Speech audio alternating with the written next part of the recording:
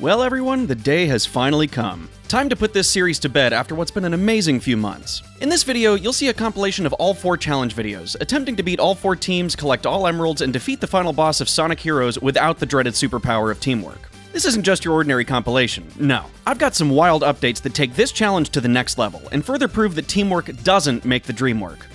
I, future Nask, will occasionally jump in to update whether a level's been made possible or if any major progress has been made. Much of this challenge wouldn't be possible without the help of the very talented Lummy, who was able to abuse the physics and glitches on the PC port to accomplish the impossible with some of these levels. And yeah, some of these levels would prove to be some of the most intense challenges I've ever experienced in a video game, but the reward was well worth it. With all that said, let's move on to the video that started it all with Team Sonic.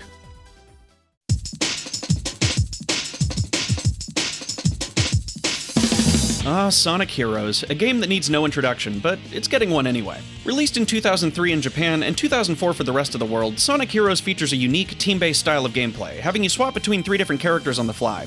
You got your speed types like Sonic, Shadow, Amy, and Espio, your power types like Knuckles, Omega, Big, and Vector, and your flight types like Tails, Rouge, Cream, and Charmy.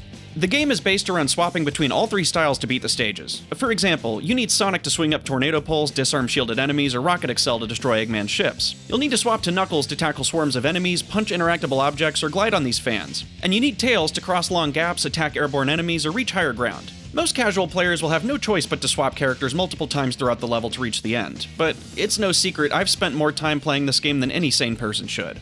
People have already answered the question if it's possible to beat this game as Sonic, Knuckles, or Tails only, and the answer was always no. Most stages were possible as Sonic, but there were always a few roadblocks. So instead of only getting to use one character for the whole game, my mission is to see if it's possible to beat Sonic Heroes using only one character per level, making your teammates useless. So, is the superpower of teamwork really all it's cracked up to be, or can these heroes take down the Egg Fleet and reach Metal Sonic without the help of their quirky companions? Let's find out if you can beat Sonic Heroes without your teammates. For this video, I'll be playing on the GameCube version of Heroes. This means I won't be able to perform the Super Glide, and the ultimate afterburner kick only works on slanted walls and not vertical ones. The PC version of Heroes has some unfortunate issues with physics, making some insane skips possible that can't be done on console. This makes Ocean Palace impossible using Sonic only, and Final Fortress is an absolute pain in the ass. I'll be starting each level with the character I think works best for the stage, but if it becomes clear I'll need to swap at some point, I'll restart the stage and try again with a different character. Huge thanks to Nathaniel Bandy for his attempts at some of these challenges. I actually hadn't seen the full video before starting this challenge, but thanks to him I was actually able to clear 2 levels I originally deemed impossible, so I'll be alluding to his video when those sections come up. With that said, let's get on with the video. Seaside Hill shouldn't be too much of a challenge, as the game doesn't expect too much out of the player yet. The only major thing to watch out for early on is these character switching gates. If you run through them, you'll automatically swap to that formation, and that sounds like a lot of teamwork to me, so that won't be acceptable. Just jump around those gates to continue forward till we hit our first obstacle. This section requires you to either switch to Knuckles to break these rocks and reveal a spring, or use Tails to fly to the higher platforms. This is where we can use Sonic's Blue Tornado to extend our jump height. Ironically, the tornado is practically useless when it comes to combat, as the Rocket Excel or level 3 homing attack can achieve the same thing in half the time. This also applies to tornado poles, but when it comes to platforming, this maneuver's a lifesaver. From here on, it's pretty straightforward, just jump around these character swap gates and tornado over these blocks and it's smooth sailing. Reaching this vertical platforming section, you'll need to be a bit more careful with Sonic's Tornado, as he'll lock onto the enemy if you're too close. Just bonk it on the head and use the added height to reach the end of the section. It also helps if you hold the jump button down after attacking or using the Blue Tornado, as Sonic will get even more height and it's absolutely necessary for some of these jumps.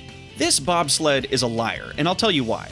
It always swaps to the flight formation when you're inside, but depending on the character you entered it with, that's who gets leveled up when you pass the section. So as long as I enter it with Sonic and he gets the level up at the end, I'm not counting this fake news at the top of the screen. This section's totally doable as Sonic, as there's a spring to bounce you up to the next platform, but I want to show off some neat momentum jumping. Yeah, you thought this was only possible in Adventure 1? Well, if you use Sonic's kick slide, you reach top speed immediately, and can pair it with his jump on this slope to get some insane height. You'll see me abuse momentum a lot in this playthrough, and I gotta be honest, it feels great. Just like the broken spin dash in SA1, you can skip so much stuff in this game by just jumping off of inclines at high speeds, and I'll argue that's what Sonic was always about. Reaching the next section, we won't be able to clear it with a simple jump and tornado attack. We'll have to abuse the collision on these slanted walls to gain extra height. In the console version, your forward momentum carries over when you're pushed upward on slanted walls. Unfortunately, we can't do this on 90-degree angles like you can in the PC port, but for now, that isn't a problem for us. This open-ended beach section is possible no matter which route you take, but this is a Sonic game, and I just wouldn't feel right if I didn't go for the higher pathways. After this, the level's a cakewalk, just a few more tornado jumps, and it's a straight shot to the end. Ocean Palace is where we encounter our first dead stop for Sonic. Like I mentioned, in the PC version you can get extra height from vertical walls, but on console that only works if the wall is somewhat slanted. It is possible to clip through some doors using Sonic only, but I sat here for ages trying to get past this one with no success, and there's a lot of these doors in this level. This means we are immediately halted from moving forward. Luckily, I recall most of this stage being based around Knuckles' mechanics, with breakable walls and fans to glide on, so let's see if he can tackle the stage on his own. The only two things that worry me with using Knuckles is his inability to reach higher jumps and his slow speed during the rock chase section at the end, but let's see if we can do it. At the start, we have this tall structure that we'd normally fly over with Tails, but thanks to the slight incline on this ledge and this dash hoop, we can make it to the top pretty easily. Also, shout out to this spring, by the way, because this section wouldn't be possible without it. Honestly, from here on, it's pretty simple. Knuckles' running speed leaves a lot to be desired, but everything here is easily doable. The turtle hopping section is designed around these cannons that shoot you in different directions based on which character you're playing as. That means there's already a route planned for Knuckles, so we got nothing to worry about. The rest of the level is mostly fans that you already need to use Knuckles for anyway, and that's where we finally get to the dreaded rock chase. This thing is hard to outrun as Sonic, so I can only imagine how Knuckles will fare. I'm keeping my fingers crossed that the rubber banding will save me here. Okay, we're off to a good start. The rock seems to be slowing down for us. Let's just get through this loop and... oh god. The dash pad made us speed up, so the rubber banding on the rock shot it straight to us. Thankfully, I can use Knuckles' glide to safely land back on the loop and... oh. Okay, the rock got too impatient and went on without us. Thankfully, after the first loop, you can just run straight down and narrowly avoid being hit by the rocks, letting us beat Ocean Palace as Knuckles only. Next up is our first boss. I'm gonna stick with Knuckles here, but every one of these bosses can technically be beat with any character, as you could just spam them until they go down or use Team Blast in the enemy gauntlets. And no, we're not counting Team Blast as using all three characters, since you don't actually swap to perform it and, well, my video, my rules. The Egg Hawk is simple, just run away from it and it'll fly back to your position and you can spam it with fire dunks until it's taken down. Grand Metropolis is definitely built for Sonic with these speedy pathways and light dashes, so let's just stick with him for this one. These turtles are meant to be flipped over with Sonic's tornado, but you can just rocket excel or attack them when their face is showing. Other than that, this level's pretty easy. It feels like almost every section was built for Sonic, so there's really nothing stopping us from reaching the end. If only every level could be this easy. Okay, we finally reached our first Tails level. With all the vertical platforming and power plant, I think it's safe to say they wanted us to play as Tails for a lot of this one. Level 2 Tails is an absolute beast with his Thunder Shoot, but when you're level 0, just jump on their heads until they get bored and explode. Most of this stage is very simple, as many sections are specifically designed around Tails, and even the parts that aren't are easily doable. With the turtles, just Thunder Shoot their face when they notice you, and you won't have to worry about flipping them over. Everything else is very simple, just ride the elevators, run down the linear pathways, and make it to the infamous lava section. This was the main reason I chose Tails for this one, because this lava will not slow down for us like the rocks did in Ocean Palace.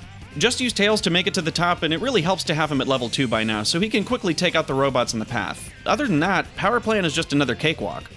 Next up is the first team battle. If you've seen my review, you'll know how broken these team fights are. On the GameCube version, you can just spam Sonic's Tornado and win these fights in under 30 seconds. Even without the broken Tornado, you can still win these with any character. Just be sure not to get knocked off the level or you'll automatically swap to another formation and have to start over.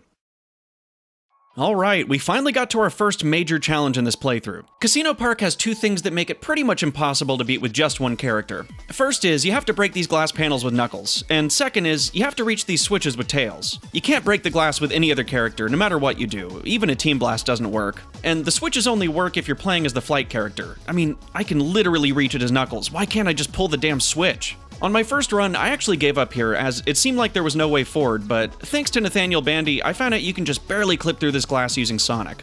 Here's what you do. Jump into the right-hand corner of the glass, perform the tornado attack, and then air dash into the side of the wall. Do this for a couple minutes or hours, and you'll finally win the lottery and clip through. That's not all, though. The next section requires Knuckles to punch this panel that swings you to the roulette table across this large gap.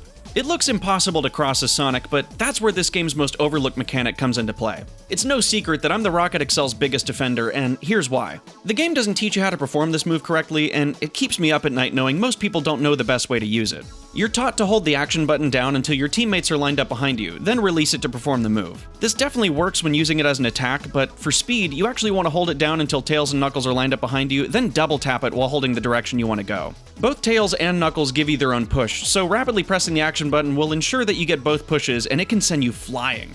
This move is so unintuitive and messy, but I absolutely love pulling it off. Anyway, when crossing large gaps as Sonic, you can perform a Rocket Excel towards the edge of a platform, and if you press the action button again after the move is performed, Sonic transitions into a kick slide. The cool thing about this kickslide is you can jump out of it while you're in midair, so Sonic will actually rocket excel into the kickslide super fast if you smash the hell out of the action button. Just like you should smash the hell out of that like button if you're enjoying the video so far. Doing these moves together successfully will grant you a lot of distance, and when you jump out of the kickslide, you still can't make it to the table. But wait, that's when we remember we have the goated tornado attack. So, rocket excel into a kickslide, into a jump, into a tornado, hold the jump button to get extra height, and finally air dash to just barely get to the roulette table. People ask why I defend the controls in this game, and this is why. I mean, just look at the insane movement options you're given as Sonic. Unfortunately, that's not all for this level. After climbing the next pinball table, we get to the switches that can only be pulled with tails. This is where we get to show off yet another fun bit of jank this game has. If you perform a Team Blast, Sonic has the ability to do the light speed attack while the meter cools down. If you set up a rocket excel, then release the B button, you can immediately jump when Sonic kicks off, then perform the light speed attack. Sonic will shoot off into space when you do this. This trick may be one of the hardest to pull off in the game, as every input needs to be perfect. Hold B, let go of B, immediately press A, then immediately press B again. If you get it all right, this will happen. The hardest part about this trick is you only get 1 or 2 chances max to perform it before having to start over and build your Team Blast meter again. Normally, this would be easy, as I could abuse the Team Blast glitch by thunder shooting at the same frame as I swap to Knuckles, but in this run, we can't do that. So that leaves me spamming Sonic's kickslide constantly and trying not to fall off the level until the meter's full. This will be really fun later. So, successfully performing this trick will get us enough height to reach the next section, where we just have to rocket excel to the next platform and reach the end of the next pinball table. In this next section, our best bet is to reach the upper VIP section, blocked off by lasers. You can disarm these lasers by hitting a switch on the pinball table we just passed, but you can also clip through them by performing a rocket excel and holding the B button to stay curled into a ball. This clip requires a really good setup and perfect timing, but we'll be using it a lot in this run, so we might as well practice it here. Once at the top, rocket excel jump through this gap to pass the next building, and it's smooth sailing to the end. Whew, what a level! I sure hope they don't get harder than this. Thankfully, Bingo Highway isn't that bad. We're letting good old Knuckles take the wheel for this one, as there's plenty of glass to break and panels to flip. For this first section, you'll have to do some well-timed platforming on these dice to stay on the top path, as the lower path can only be passed using tails. After that, collect some bingo chips and get to the top of the next table. This section's a little tricky with Knuckles, but thankfully they put these bumpers here to bounce on. Just get a bit of a running start for this jump, and you should make it there no problem. The next gap can be easily crossed with Knuckles, but if you fall to the lower path, you can still make it back up without swapping. Honestly, I didn't face any real challenges from here on out until I reached this final vertical section. Just break the glass, hit the switch to stop the spinning dice, and use this spring to bounce up to the first block. Just time your jumps really carefully, and you can just barely make it to the top. After that, it's a straight shot down this final bingo slide to reach the goal ring. Just be sure to play some aerial bingo on the way down. Alright, aerial bingo! The enemy gauntlets show an unfortunate reality about this game's level up system. You want to get your characters to level 2 or higher to do the best damage. These level up cores drop from every 5th enemy you kill, but the big enemies always drop one. The problem for us is they will only ever drop cores for the characters you're not playing as. For instance, if you're killing them with Knuckles, they'll only ever drop Sonic or Tails level ups. That means we can never level up the character we're using in any of these enemy gauntlets, making them much slower than they needed to be. Some enemies can only be killed with Knuckles, so it's best to stick with him. For this one at least. But you can't always use your Team Blast no matter which character you're playing as, so this boss is technically playable with any character. Oh boy, here we go. Rail Canyon is one of the 2 levels that made me turn this little experiment into a full-blown video. About a minute or 2 into the stage, there's a section that can only be passed with Sonic's tornado, so that means we have to find a way to get to the end just using Sonic. Funny thing is, it's actually pretty easy for most of the level, as a majority is just grinding above canyons and jumping from rail to rail. Not the best level for newcomers, but I've sold my soul to this game, and in return, I've been given the ability to avoid all jank in this level. The whole thing really is smooth sailing all the way until this section. We have to use this fan to glide up to the next section with Knuckles, and those rails look about, 200 feet in the air. So, this means our only hope is the light speed glitch we used earlier, but it just barely doesn't reach. I sat here for almost an hour, spamming Sonic's kick to build a Team Blast, hoping I could nail the glitch, and when I finally did, hoping I could reach the rails, and I just couldn't do it. It didn't help that half the time I was spamming Sonic's kick, it would just rocket excel me off the level. Then, by the grace of Solaris, I was given a miracle. For some reason, this time when I performed the glitch, Sonic stayed in his jump animation, allowing me to use the tornado to just barely make it to the rails. You can bet my hands were sweating profusely, hoping I made it to the next checkpoint without dying, because there's no way I was about to do that again. After that, all I had to do was race Eggman's freight trains, hold the crouch button, don't mash it, and we finally reached the next checkpoint. Perform some risky jumps over these collapsing rails, snag this one up as a reward for all your hard work, and finally make it to the end of the level. Okay, that sucked. I typically love challenging myself to do the impossible in this game with its fun and sometimes broken movement options, but that really tried my patience. Hopefully the rest of the levels won't be like that.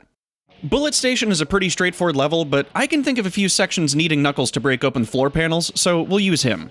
Yeah, this is another level where we have no choice but to use Knuckles, as there's no way to break these sections with another character. The start is simple, but getting to the top of this building is a bit tricky. You've got one chance here, by bouncing on this train and landing on this razor-thin wall. If you fail this jump, you'll have to start over, as there's no other way to make it high enough. Do your best not to fall off, and get up to the top of the roof where you can break open the floor and fall into the terminal. From here, you just make it to the end of the train and punch the engine core, yet another thing preventing Sonic or Tails from progressing.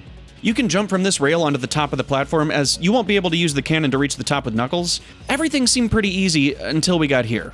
Well, what the hell am I supposed to do with this? Maybe, and I mean maybe, if I had the Super Glide from the PC port, I could find a way to close this gap, but other than that, this is just plain impossible. While editing the video, I found countless speedruns, glitches, and all kinds of challenge videos, but they all end here. Bullet Station really is impossible to beat as just one character, and it saddens me because we made it so far. Bullet Station, I'm not mad, I'm just disappointed. I can't stay mad at any level where I get shot out of a cannon and blow up Eggman's face, so I forgive you. Okay, so maybe I need Sonic's help for just a split second, but that doesn't mean the superpower of teamwork is really all that important. It's just a tornado pole, Sonic, don't get too cocky. Hey guys, Future Nask here. First time I'm popping in, but it won't be the last. I have good and bad news for Bullet Station. While Lummy was able to perform a super glide to the cannon room, and then a much more difficult super glide to cross this gap to the second train segment, we have a major issue here. We need Sonic for this tornado pole, and there doesn't seem to be a way to cross the gap as Knuckles. You can jump against this enemy, but despite hours of attempts, Knuckles just barely can't get the height to reach the side railing. However, the lovely PC port has some very questionable collision. If you jump at the perfect time before the lip of this railing with enough speed, Knuckles flies up high enough to reach the railing, where you can jump down and walk on the edge of the train to reach the next platform. This is where things seem impossible, though. Sonic is needed to triangle jump over this gap, and for some odd reason, that collision trick can't be performed here. We both spent hours trying to get this jump to work with zero luck. There just doesn't seem to be a way to cross this gap, which really hurts because other than this one segment, the level would be completely possible. It's not a victory, but it's definitely progress. And hey, if anyone's able to cross this gap, please be my guest, and I'd love to feature it on the channel. But as far as we know, this last gap just can't be crossed. Not the news I wanted to give you, but don't worry, we'll make up for it going forward. Stay tuned. The Egg Albatross is pretty much the same as the Egg Hawk, possible with any character, but Knuckles takes the cake here. Just walk away until it flies towards you, and then fire dunk it to death. On to Frog Forest. I'm having some Sonic withdrawals, so let's try this stage with him. The beginning is pretty easy, just run through the loops and hop on this grind rail, or vine. Try and fail a sick shortcut, and we make it to our first hurdle. Just tornado jump and reach the dash ring to get across. Kick and jump across this gap to get to the next section, and it's pretty easy going for a while. There's some difficult platforming, but nothing Sonic can't handle with his moveset. Another tornado into the dash ring, and grab this propeller to reach the next area. Jump off the propeller to land on this rail for an easy extra life, and take a leap of faith to skip this next section. The next area is possible no matter what route you take, but you know me, I want that top path, baby. Some tricky platforming and a rocket accel jump, and we've made it to the top path, where you can easily skip the combat section below. Other than that, the rest of the level's a breeze, making Frog Forest easily beatable as Sonic only. Lost Jungle is mostly the same, just requiring a few more tornado jumps to scale taller gaps. Use the added height from the homing attack to reach some of these areas, and you should be good. The combat section after this winding path can be beaten with a Team Blast, but you can also jump to this higher area to skip the section entirely. The next section is super easy, barely an inconvenience, as you jump across the swampland, and I gotta give credit to just how open this section is, with a top path and a plethora of route options on the lower path. I just love these open sections as they showcase Sonic's moveset while also immersing you in the level. Sorry, enough gushing, let's move on to the final section. You can clip through the lasers to reach the higher path, or just take the left side and platform up to the top. Just use the tornado jump to climb this next section, and here's where we get to have some fun with physics. Just kick jump to the next area, and sure, you could technically reach the next pathway with Sonic anyway, but let's abuse some slope physics on this tree and just skip the whole thing entirely. After that, it's a straight shot down the vines to the final section. The alligator chase can be beaten with any character, so no struggle here, and we beat Lost Jungle. Next is our second team battle, and this one is no different than Team Rose. Just spam the tornado until the boss kinda ends. Oh, here we go, some of my favorite levels in any Sonic game. I sure hope this is possible. I know for a fact there's a light dash and some mandatory tornado pulls near the end of Hand Castle, so Sonic's our boy.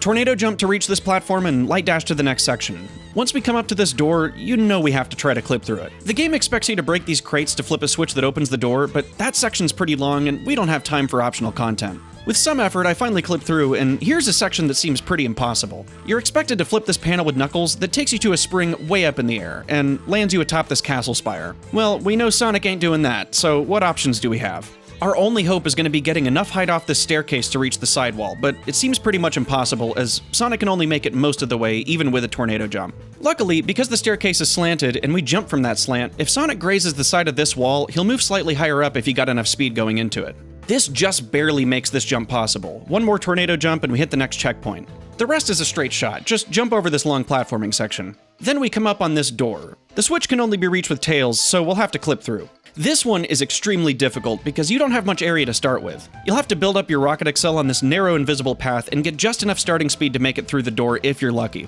This stupid ghost also spawns every 15 seconds, making the setup that much more frustrating. With persistence and luck, you'll finally clip through, where you can just tornado up to the next pathway and hit the next checkpoint. These flying enemies can only be killed with Knuckles, so you'll either have to save a Team Blast for them, or do what my dumbass did and use your Team Blast in the previous room. Thankfully, I had just enough time left to use Sonic's Lightspeed attack to knock them out. Here's a cool skip. Jump into this switch as Sonic and stay in the jumping animation. This allows you to air dash into this hole in the side of the castle to skip the climbing section. Hit the next switch, and here's that light dash section I mentioned earlier. All you have to do to make the rings appear is pull this switch. Oh, son of a... What pisses me off the most about these pulleys is Sonic can actually reach this one by standing on these crates. The button prompt even flashes, and Sonic responds to it, but he just won't pull it. This gap is impossible to cross without the light dash, so unfortunately, we did all that work for nothing. So far, 2 out of the 14 levels aren't possible, and it's for really minor reasons. We need Sonic's tornado in that one section of Bullet Station, and we need Tails to pull the switch because Sonic just didn't feel like it. Just for anybody that was wondering, if you leave this one wooden crate here, and you try to pull the switch, Sonic doesn't grab it. See? See? Doesn't happen. Look at that. He doesn't pull it. What an asshole. Okay, I'm still not feeling the superpower of teamwork, but I'm getting worried. If the next 3 levels aren't possible as just one character, I may have to admit that teamwork makes the dream work. Hey guys, Future Nask here with some breaking news. Sonic may be the MVP for this run, but I think we may have underestimated the true power of Tails. And you're probably thinking, Hang Castle is Tails? That's impossible. Yeah, that's what I thought too. Until this happened. Well, at first it's a bit tricky. You need a decent jump and perfect flight to reach the inside of this upside-down castle, but it's nothing crazy. Once you reach this door, you'll have to break these crates and head to the lower path. Only issue is, Thundershoot doesn't hit them normally. However, when in doubt, just button mash. Eventually, you'll clip slightly into the crates and a Thundershoot will break them. From this rail, jump over to this platform with a switch that opens the door we saw previously. Of course, Tails can't perform the light dash here, but if we backtrack up this rail, we can jump off and reach the other platform. From here, it's a straight shot to the altar and back to the now open door. This is where I thought the run was dead, because Tails can't get nearly enough height to reach the castle walls on the side. Jumping off an enemy doesn't do it, and neither does a flight boost glitch. Boosting your flight on the same frame as you touch the ground will give you the added height of the boost while resetting your flight meter, which is great, but still not good enough. However, we can abuse the flight boost again by performing it at the tail end of the flight meter cooling down. The flight meter caps how high you can go once you've started flying, but if you boost just as the meter cools down, you can keep your upward momentum from the boost, but the height cap is gone when the meter runs out. The timing for this is really precise, and you can see it doesn't get us high enough. So what we'll need to do is lower ourselves as far as possible, then mash the flight boost to get as much upward momentum as possible just before the meter depletes. This will barely give us the speed and distance required to reach the wall. Okay, so we've gotten this far, but what stopped us with Sonic was a light speed dash trail that we couldn't activate because Sonic couldn't pull this switch. Tails can't cross this gap on his own, so what's the plan? Thankfully, I've spent way too much time watching speedruns of this broken game, and remembered that with Tails, you can perform a trick called the Bop Boost. This trick is very precise and only works in very specific areas. But if you stun Sonic off the totem pole, then create a barrier between Tails and Sonic, flying will break the rubber banding between them and shoot you far across the level. It can only go in a straight line though, so we need the perfect setup. Luckily, this enemy right here is placed just before a ledge, and performing the trick here will send us all the way to the final wrong clip. Let's go! Let's go! Will send us all the way to the final section. Just bop the enemy and grind your way down to the castle run. Now it's just a straight shot down the side of the castle and we reach the goal, making Hang Castle possible as Tails only. Good work, Tails. I feel bad you weren't very useful in the original video, so this victory makes me really happy. Let's move on to Mystic Mansion. Okay, I'll admit I started this stage assuming it was impossible, but that's not going to stop me from trying. I actually have no clue what roadblocks could be in this one, so let's just start with Sonic. Okay, never mind. These crates can't be broken with anyone but Knuckles. Let's try him. We break the crates and, oh great, we can't reach the next platform. If there was a way to get here as Sonic, I could maybe tornado jump high enough, but it's just not possible with Knuckles. I tried jumping at the height of the anvil's movement, and I didn't get any extra height. There's also no slopes to jump off of, so this seems impossible. Let me try one more thing. Going back to the crates as Sonic, if you build up a Team Blast and don't fly off the level doing a kick slide, you can stand on the edge of the crates, and if you're lucky, some will break during the Team Blast animation. The actual attack itself doesn't break them, but Sonic's movement during the animation will break them if you set it up right. You can actually hear if it works or not by listening to the sound of the crates breaking during the animation. All the crates didn't break on the first try, but thankfully there was a ghost nearby, so I used the lightspeed attack to break the rest. Now, back to the anvils, and oh great, Tornado still doesn't quite reach high enough. Well, I'm about ready to call it quits because for some reason the Team Blast trick doesn't work as Tails, so we couldn't even make it here if we tried, and wait, hold on, you can triangle jump in here? I guess since these walls are so close together, Sonic can enter the triangle jump mechanic even though it isn't a corridor. Maybe if I tornado into the triangle jump, I can do the tornado again after jumping off the wall. Oh, no. The game only lets you do one tornado once you're off the ground. I'll just spam some buttons and holy crap, that actually worked! So, if you press B while attached to the wall, Sonic lets go instead of jumping off. This lets you perform an air dash. If you do it super quickly, Sonic will actually air dash upward and just barely make it high enough to continue. I honestly can't believe this worked, but I still feel like the rest of the level won't be possible. In this room, you'll want to build your Team Blast before hitting the switch, as it reveals a giant armored robot that can only be taken down with Knuckles. I learned this wall clip while speedrunning, but I promise the section's doable with Sonic either way. And after the bobsled section, we come up on this skeleton. The arrangement of these platforms changes depending on which switch is flipped. Sonic can't make these jumps normally, but if we hit the switch on the left, we can just barely make it up by rocket accel jumping as close as possible to this enemy and using the tornado to reach it. Just use the height from the robot to reach the rails and make it up to the next section, which is gonna be a serious problem. These walls are only breakable with Knuckles. I tried to clip through, but had no luck. Thankfully, a Team Blast will take care of them, but that causes a new issue. In order to open the door at the top of this room, we need to break this wall to hit a switch. Using a Team Blast to break the wall open kills the enemy in this room, so we wouldn't be able to use the lightspeed glitch to get Sonic high enough to reach the door. You're supposed to use this fan to get high enough, and without the lightspeed glitch, there's just no way Sonic can get the height needed to reach that door. This makes this level also impossible. Or so I thought. I mentioned that after my initial playthrough, I watched Nathaniel Bandy's video all the way through to see how some of these levels were beaten, and it turns out I'm actually a moron. There's an enemy inside the door atop this fan section we can just barely use Sonic's lightspeed attack to reach. It really was that simple. Thank you, Mr. Bandy. I almost made a complete fool of myself by calling Mystic Mansion impossible. After that, just Team Blast the large enemy in the next room and make your way to the final bobsled. This level's pretty much straightforward till we reach the end. Use this ghost to get enough height to make it up and fall down into the spooky dimension. Also, what is this place? I'm curious if Eggman actually made this area or if we're actually just in the portal to the underworld. It is just 3 multicolored water textures shaped into a sphere, but it looks so cool to me. That is, unless you play the PS2 version, because the water textures look awful in that one. To set off the 3 switches, you actually don't need to swap to Tails, but just need your teammates to stop on each one. And no, I'm not counting this as teamwork, you can't make me. Just try not to get hit by the ghosts, and we can finally get to the infamous finale of Mystic Mansion, the 3-tiered Jank Gauntlet. This homing attack chain in Sonic section is quite a run ender for a lot of people. Just move slowly, hold the jump button after hitting each ghost, and watch out for the bullets coming from this D-bag and you'll be fine. The flight section isn't as bad as it looks. Just kick slide and jump across the moving platforms and use your tornado if necessary. The power section's a little tricky, but you can rocket accel jump to the other side without much of a problem. Whatever you do, make sure you have a Team Blast before getting here, because trying to build up one as Sonic with this giant robot here is a death sentence. So after all that, Mystic Mansion is actually possible as just Sonic. This one wasn't as frustrating as Rail Canyon, but it sure feels like an accomplishment after all the roadblocks we overcame. I'm proud of you. Me. Moving on to the second enemy gauntlet. Robot Storm seems like your standard Knuckles affair, which it would be until you get to this cannon. I completely forgot this was here, and while Sonic and Tails shoot you to the next section, entering as Knuckles just gets you some rings. So we gotta do this slow and steady with Sonic. Just homing attack and Team Blast until it's done. The lightspeed attack saves you some time with the big enemies, and thankfully it doesn't take long to build your meter, as you're constantly killing enemies anyway. Alright, the final zone of the game. How fitting would it be to beat the endgame as Sonic only? Let's see if we can do it. The beginning's pretty straightforward, just jumping from ship to ship, killing a few enemies. These Gundam-looking robots are a bit of a pain to take out, but just wait till they start firing their laser and spam the homing attack.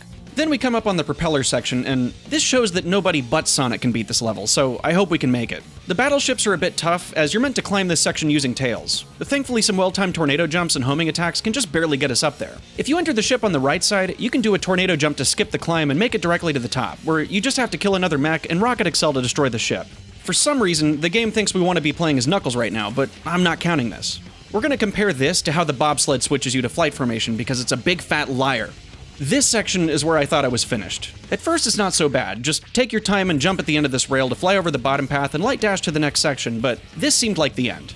You need Knuckles to glide up these fans, and there's a lot of them. I tried landing on this railing and making it up with the tornado jump, but at a certain point I just couldn't get any higher. This means we need to break out the light speed glitch again. Trying to refill my Team Blast meter was hell in this section every time I messed up the glitch, until I realized they put a Team Blast capsule in this cannon, almost as if they knew I would be trying this here. I finally got it to work, but it only got me halfway up. It really seemed like we were screwed because I didn't see any nearby enemies to pull off the glitch again, and trying to pull it off twice in a row on these narrow pathways seemed like an absolute nightmare. It didn't help that every time I died, I started over from the battleship section. Thankfully, I tried again this time, jumped as high as I could, and just barely managed to perform the light speed attack on one of these higher up cannons. I'm not sure how I survived this, but we did it. Now just carefully do some tornado jumps to reach these higher pathways and get to the next checkpoint, because I don't think I could pull off that trick again in a million years. Going forward, it's actually pretty simple. Just jump from ship to ship and get to the last propeller section. The only thing on our way now was the final battleship. This one was a little trickier, having this giant gap with a fan being the only way to get back up. Thankfully, if you rocket excel jump to the very edge of this gap and perform the tornado attack, Sonic just barely climbs the wall to reach the cannon. From here, it's just some more tight platforming up the sides of the ship and reaching the end, making Egg Fleet somehow possible as Sonic only. This is it. Final Fortress. And Sonic seems like our guy here. To avoid the lower route, light dash to this rail and land at the top of this structure. If you perform the rocket excel, kick, slide, jump thingy I talked about in Casino Park, you can make it to the checkpoint where it's just a straight path and some triangle jumping to reach the next section. Kill this enemy with a Team Blast and use your tornado to swing up these poles. It is possible to skip these first two using Tails' flight, but the last one is needed to reach the top of the section, so it looks like Sonic is our only hope for beating this stage. Another well-timed tornado to reach the top path, and this section is another walk in the park. You can easily take this yellow Gundam enemy down with Sonic and reach the first self-destruct switch. Most of this level is just rail grinding and dodging lasers, so Sonic shouldn't be hard to work with here. Do another tornado jump at the end of this rail to skip the lower path, or if you miss, you can just use the light speed glitch to reach the rail and continue. Time your triangle jumps to avoid the lasers and reach the upper rail so you can safely land on this side platform. It may not look like it at first, but you can easily cross this huge gap with Sonic's moveset. Just get a huge running start and perform a tornado jump to reach the other side. Now, this is where everything fell apart. This combat section requires Tails to pull a switch, and then Knuckles to glide up this fan. Then, the second platform forces you to use Knuckles to flip this panel that takes you to the third platform. The third section has you flicking this target with Tails in order to activate the tornado pull for Sonic. Then you have to tackle these three huge armored enemies at the top. If I'm gonna do this as just Sonic, I need to get creative.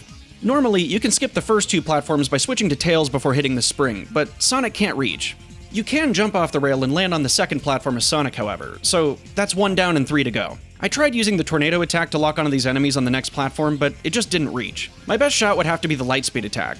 Unfortunately, this move throws Sonic back to the position he started it from, but I was just able to snag myself on this tiny ledge below. From here, I was actually able to make it to the platform with some really precise jumps. But here, I'd have to get creative. I used a Team Blast to kill the enemies here and hoped that my lightspeed attack would reach the enemies on the last platform. With a tornado jump, I was just barely able to get enough height for the attack to work, but again, it sent me back to the position I started from.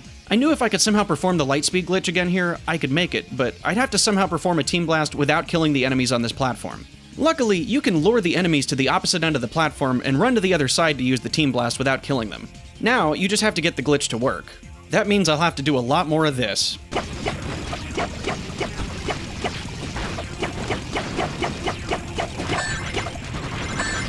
Finally, I was able to make it to the top, where I used the lightspeed attack to kill the remaining robots. The rest of the level is just some downhill grinding, meaning that 12 out of the 14 stages are completely beatable without using your teammates.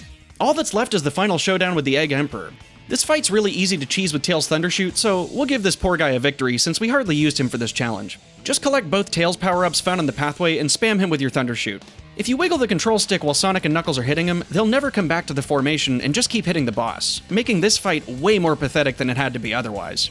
And with that done, we've completed the entire game without swapping formations, aside from Bullet Station and Hang Castle. Not anymore. Looks like Team Sonic's only roadblock was Bullet Station, and that one came damn close to being possible too. Sonic was far and away the star of this run, but I'm glad we could nab that Hang Castle victory for Tails. So far, here's the results. With Team Sonic, 13 out of 14 levels and all boss fights were possible, using Sonic 12 times, Knuckles 5 times, and Tails only 3 times.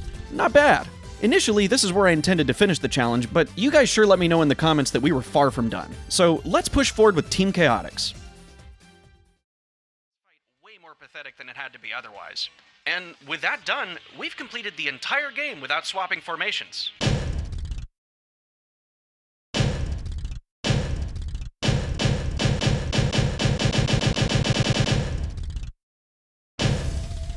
Well, this sure wasn't expected, but you've asked and I, resident Heroes enthusiast, will have to answer. You really thought I was gonna stop at Team Sonic? Nah, I don't think I've suffered enough. We gotta go for full completion here. Sonic truly was the MVP for the run, carrying most of the stages on his own with his complex moveset, but when going into Team Chaotix, I kinda figured this run would be shot in the foot, since SBO can't perform the tornado jump, lightspeed attack, or many other platforming tech that Sonic could. That, combined with the mission-based structure of their levels, led me to believe I'd be stuck almost immediately and wouldn't have any juicy content for you guys. Well, I couldn't have been more wrong. Thanks to some new glitches only possible with Team Chaotix and Rose, I've been able to carve out a run that will blow your minds. The only thing is, you'll need to prepare yourselves for a lot of this.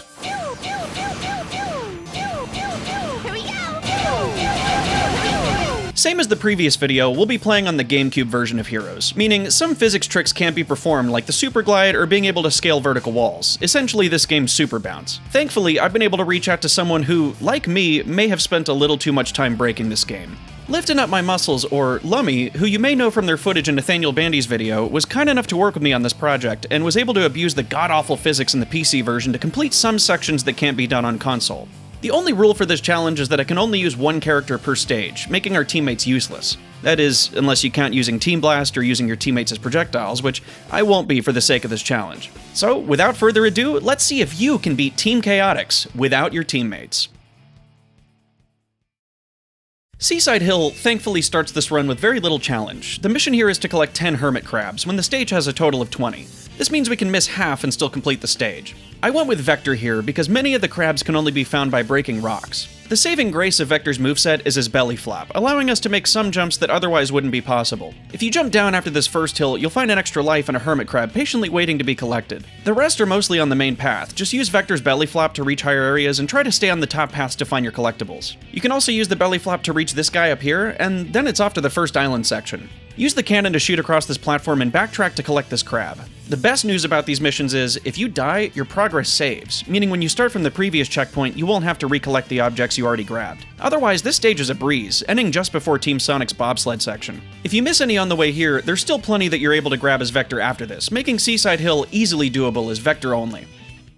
Ocean Palace was a stage that we could only beat with Knuckles, as he's needed to punch the various doors throughout the level. This means we'll be attempting the level with Vector. The mission here is to find and rescue a Chao at the end of the level, meaning we just have to make our way through the stage without any roadblocks. Everything was pretty smooth, as the level's mostly designed around the power formation with these rocks, breakable doors, and fans to glide on. I figured this level wouldn't be a problem at all until this door. These flowers present a huge problem for us. The gimmick with these is that they're meant to be pollinated with Charmy, opening them up to be used as teleports to another section of the level. Unfortunately, there isn't a way to open them with another character, and this wall can't be circumvented with Vector. Any sane person would have just given up here, but the hero's siren song beckoned to me to find a way, as I'm truly never done with this game. I scoured the internet for glitches and speedrun tricks and stumbled upon something interesting. With Charmy, you can thunder shoot twice, and if you flight boost at the right time, Vector will fly off behind you. If you happen to flight boost at the exact same time he returns, your flight meter resets, allowing you to fly higher and farther. This trick is insanely precise and requires the right setup and timing. Well, that's good news for us, because we'll have to perform this trick, I don't know, about 1,000 times in this playthrough. I'll spare your ears for most of the video, but just for context, this sound made up over half of this run.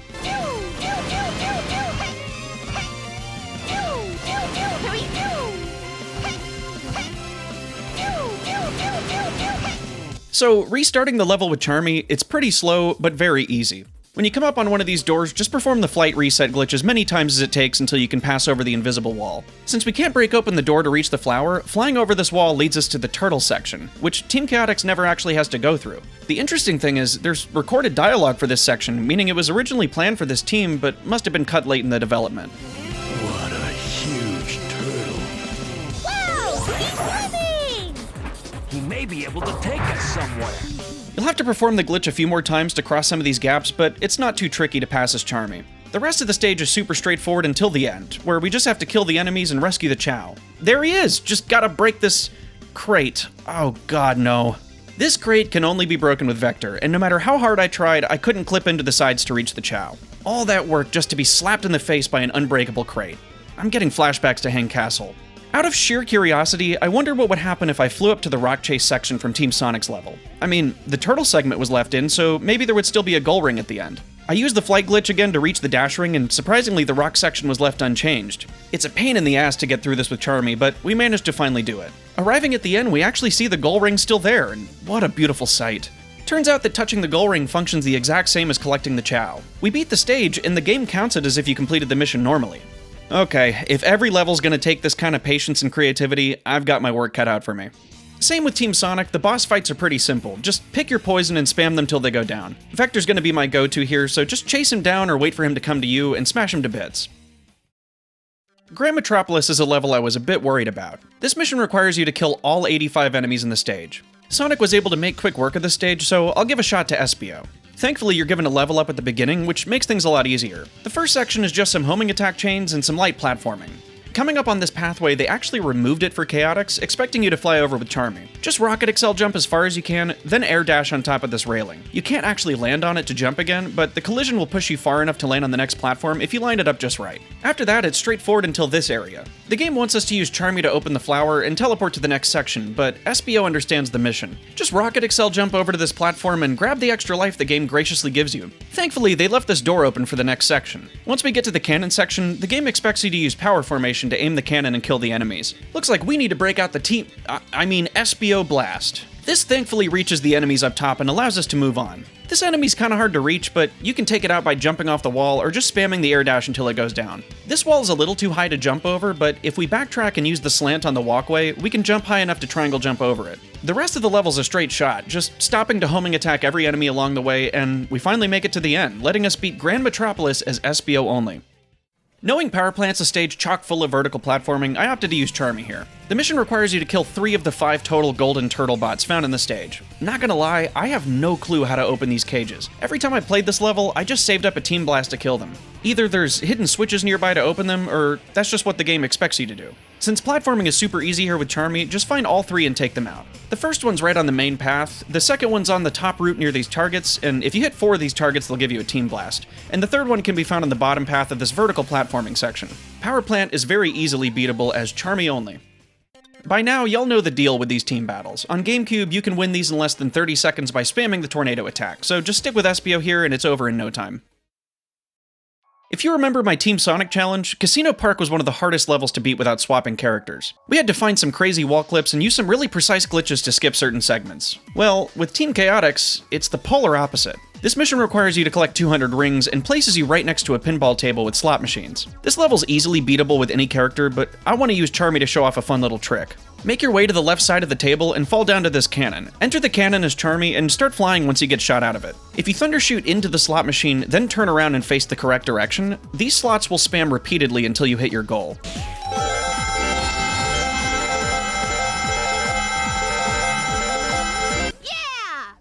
Look, is Sonic Heroes a broken game?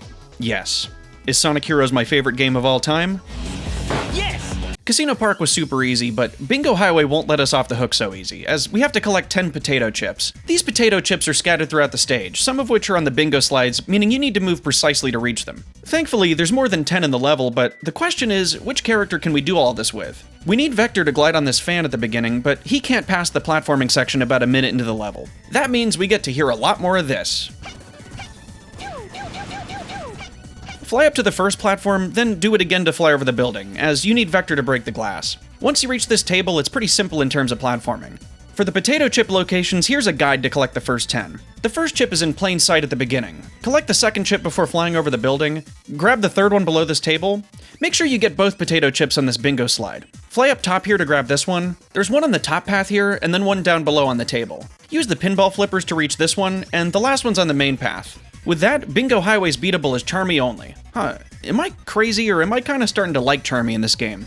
Chips? You mean potato chips? I mean, yeah, he's annoying, but some of his lines are kinda adorable. Maybe I just have Stockholm Syndrome with this game. Robot Carnival is more of the same. Just use your preferred character to take down the robots, but this time there's one hilarious addition. When you perform a team blast, you collect rings for every enemy you kill. Those rings count towards your next team blast, meaning the meter's usually partially or completely full again once it's done cooling down. That makes these enemy gauntlets both pathetically easy and hilarious.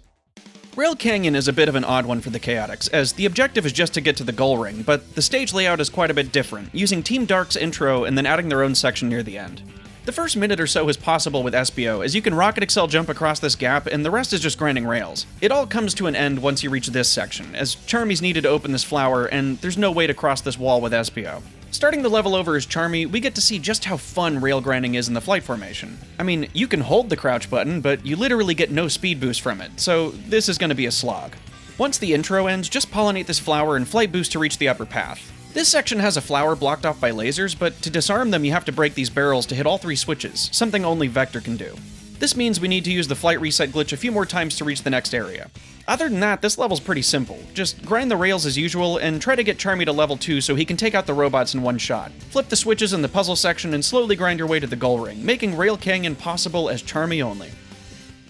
Oh boy, Bullet Station is gonna be a long one. So, the mission here is to break these capsules. You're only required to break 30, so you can get away with missing a good amount of them. Only problem is, Vector's the only character you can break them with. Not even a Team Blast works, so let's see how far we can get with Vector.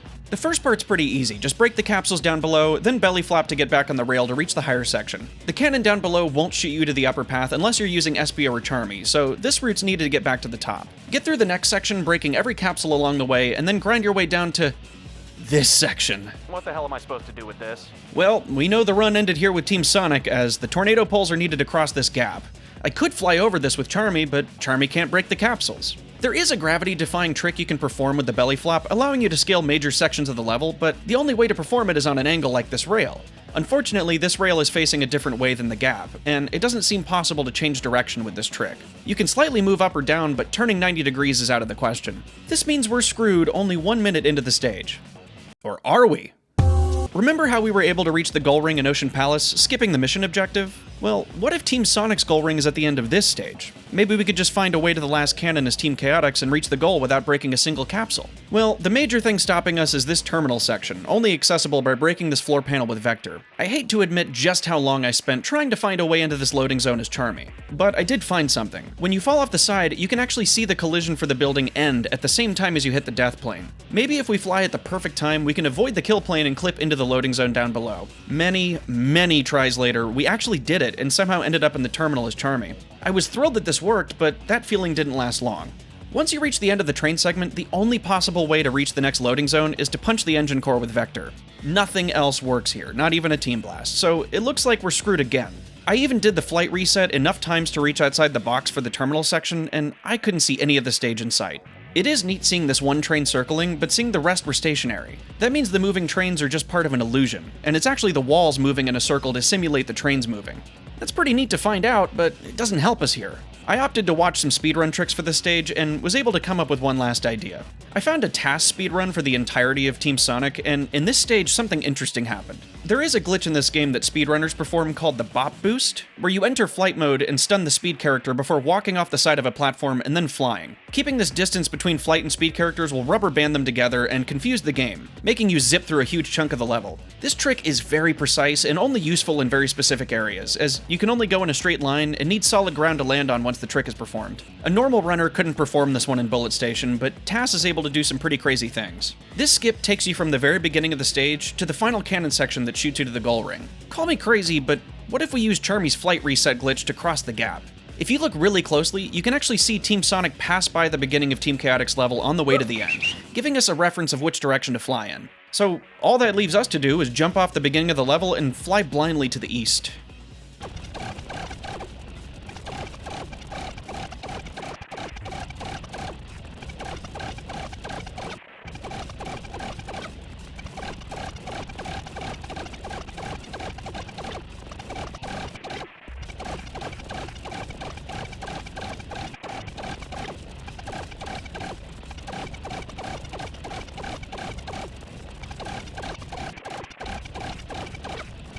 "30 minutes later, I finally see the final cannon in the background. So all that's left to do is make my way closer until I can safely drop down on the platform. I used the glitch one last time to clip into this room and was actually able to enter the cannon.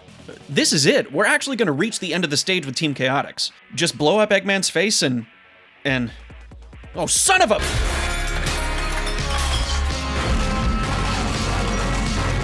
Okay, so I basically spent an entire day trying to beat this level just to find out there's no goal ring here. What makes it worse is, I realized since you have to break a number of capsules in the level, if you reach Team Chaotix goal ring in their own section, it just loops you back to the beginning of the stage to find the capsules you missed. So, no matter what, we can't beat Bullet Station. On console, that is. Our talented friend Lummy tinkered with the broken physics on the PC port and was able to perform a super glide with Vector to cross the gap. This glitch works because on the PC version, there isn't a speed cap when gliding. That means that instead of this, we can get this. Using the curve on this rail, you can get just enough momentum to glide far enough to clip into the first cannon room, which blows my mind because I spent all day flying across the map when it really was just this simple. Be sure to break all the capsules before getting inside the cannon. Once you reach the next section, just play as normal, gliding on these fans and hit the switch to open the door with an extra capsule. With Vector, you're able to safely traverse the terminal section with some well-timed belly flops and glides. This one section looks impossible, but Lummy was able to abuse the collision on this wall to get extra speed and glide to the next platform. After that, just enter the bobsled section and break the remaining capsules to beat the stage. This, after so much trial and error, makes Bullet Station possible as Vector only. If you're playing on PC, of course. That's a victory in my book, and again, huge thanks to Lummy for helping me with this challenge and crossing yet another level off the list. If we keep this up, we may just beat out Team Sonic's run. After that mayhem, the Egg Albatross doesn't stand a chance against Vector. This doesn't have much to do with the challenge, but just a tip for new players having trouble with this boss. You actually don't have to chase him across this runway and struggle with the grinding and split pathways. You can actually just sit still and have Eggman come to you, making this fight much less stressful. Just jump against his hitbox and fire dunk to take him down. Frog Forest seems like it would be a pretty easy clear for Espio, but there's just one issue. You can safely make it through most of the level, just Rocket Excel jumping over this gap and turning invisible as to not get detected by the frogs. It's just once we reach this section, there's no way to get high enough with Espio to reach the upper platforms. Since we need Espio's tornado to grab the flowers, our only hope is gonna be, yeah, you guessed it, Charmy. With Charmy, you'll have to jump around the frogs to not get noticed, but other than that, just complete the level as you normally would. Fly over the gaps and slow down after this corkscrew because there's a bunch of frogs ahead. When you reach the first flower, you can technically cross this gap without the flight reset if you time everything just right. A neat little trick for extra height and distance is to boost your flight right at the tail end of the meter, so it'll keep your momentum from the boost and removes the height cap from when your meter's active. Unfortunately, we won't be so lucky for the next flower section. Isn't that the same flower?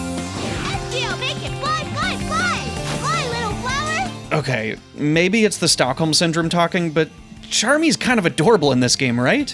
It's not just me. This gap is huge, and our only way to cross is with the flight reset glitch, meaning about another 10 to 15 minutes of this. I'm fine, everything's fine. We can safely land on these platforms below and make our way to the goal ring. Just be sure to fly around these frogs or you'll have to do the entire skip again. Surprise, surprise, Frog Forest is beatable as Charmy only.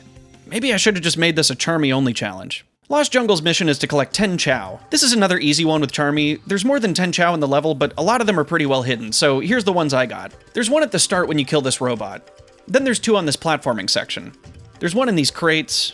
Then one protected by the robot with a hidden one on the side. One on this mushroom. One on this platform. Grab this guy up here on the plant. And lastly, kill this enemy to get the 10th one, making Lost Jungle possible without your teammates. Future Nask popping in just to say, when working on the Team Rose challenge, I actually discovered you could beat Lost Jungle as Vector only. This discovery was made when it seemed impossible to beat the stages big, and we needed to collect the key for the Emerald. Only possible as a power character. I'll be showing that off once we get to Team Rose, but click the timestamp here if you want to see it now. Team Rose is kind of funny, because it's the only dispute that connects with the actual game. You were just collecting Chao in Lost Jungle, so Team Rose thinks you've kidnapped their Lost Chao. So you're probably thinking, well, another team battle, so just spam the tornado and win. Well, no. This time, belly flop. Apparently, the next frame of your attack carries over when you restart the fight. So just pause one frame before hitting the ground where Team Rose spawns, and they'll fall off the stage before the fight even begins. God, I love this game. Hang Castle, another level that stopped me dead in my tracks with Team Sonic, all because of this dumb switch that Sonic refused to pull. Our biggest issue here is you have to collect all 10 keys in the stage, meaning you can't miss one. Vector can't reach certain sections of the level, same with Espio, and Charmy can't break this wall to collect the 9th key. If we're gonna beat this one, we need to think outside the box. And I mean that pretty literally. The first 8 were pretty easy to get, but the last 2 seem impossible, as Charmy can't break the wall, and he also can't pull this switch that allows us to reach the last key. I realized we end up near the end of Team Sonic's level when we take this flower, so I flew across the gap only to find a rock blocking our way. Luckily, flying high enough and pushing into the side of the wall will actually let us clip through and reach the final section. Just run down the castle and Oh, this is Team Dark's section. Interesting. I figured it was over when I heard the goal ring behind this door and... Oh, that's right. Well, because Team Chaotix mission is to collect a certain number of items, that means that the goal rings are programmed to start you from the beginning to collect the rest. Okay, I didn't come all this way to let Hang Castle stop me again. I want my revenge. So, in order to pass the door that leads to the 9th key, you'll have to break the wall with Vector to hit a switch. This means we have to abuse the flight glitch to get over this massive wall. I attempted to land on this side roof and noticed, oh, there's no collision here. Since the key is inside of this wall, maybe I could clip through from behind to collect it. So I flew, and flew, and flew, and eventually made it around this invisible wall, and was just barely able to clip inside. Oh my god, we actually grabbed the key and... Oh. Okay, so let's save that key for last this time, shall we? All I need to do is figure out how to get the last one inside the castle. What you're supposed to do is pull this switch that opens the crate, allowing you to flip the castle upside down and retrieve the last key. Well, in order to get to this point, you already had to flip the castle upside down to begin with before going inside. Maybe if we just don't hit the first altar, we can fly high enough to enter the hole in the side of the wall. From that point, just fall down to the floor and... there it is! Okay, so now all we have to do is get back to the last key. We backtrack to the last section and perform the same flight glitch to get out of bounds, then just swoop down and collect our 10th key, making Hang Castle, by some miracle, possible as Charmy only. While Hang Castle was a smashing success, I'm just gonna cut to the chase and say Mystic Mansion is an immediate flop. You need SBO to blow out these torches, and there's no alternative. As soon as you get in the second room, there's a target switch needed to get to the next area, which only Charmy can hit. One interesting thing is, if you abuse the flight glitch to reach Team Sonic's final section, there's actually dialogue for Team Chaotix. Even weirder is, this section's completely unchanged from Team Sonic's, so it must have been planned for the Chaotix, but cut super early in development. Of course, because this is a mission with a target, the goal ring just takes us back to the start. So it looks like because of the torches, this level's a dead stop immediately. Hell, even reaching out to the goat Lummy, there's just no way to beat this level, as you need SBO for the torches, and SBO can't do most of this. Mystic Mansion, your music is awesome, so I'm cutting you some slack, but we were so close to the end. This level for Team Chaotix is arguably the worst in the game, and this challenge just cemented that fact. Robot Storm was a bit of a hassle with Team Sonic, as we couldn't use Knuckles due to this cannon. You have to enter it with Sonic or Tails to reach the next section, as Knuckles only nets you some rings and there's no way to make the cannon shoot farther. Same applies here with Vector, but also there's a section that requires him to use the cannon to kill these enemies far away. SBO can't reach them, and a Team Blast doesn't work either. This means we can only beat the boss with Charmy. Yay.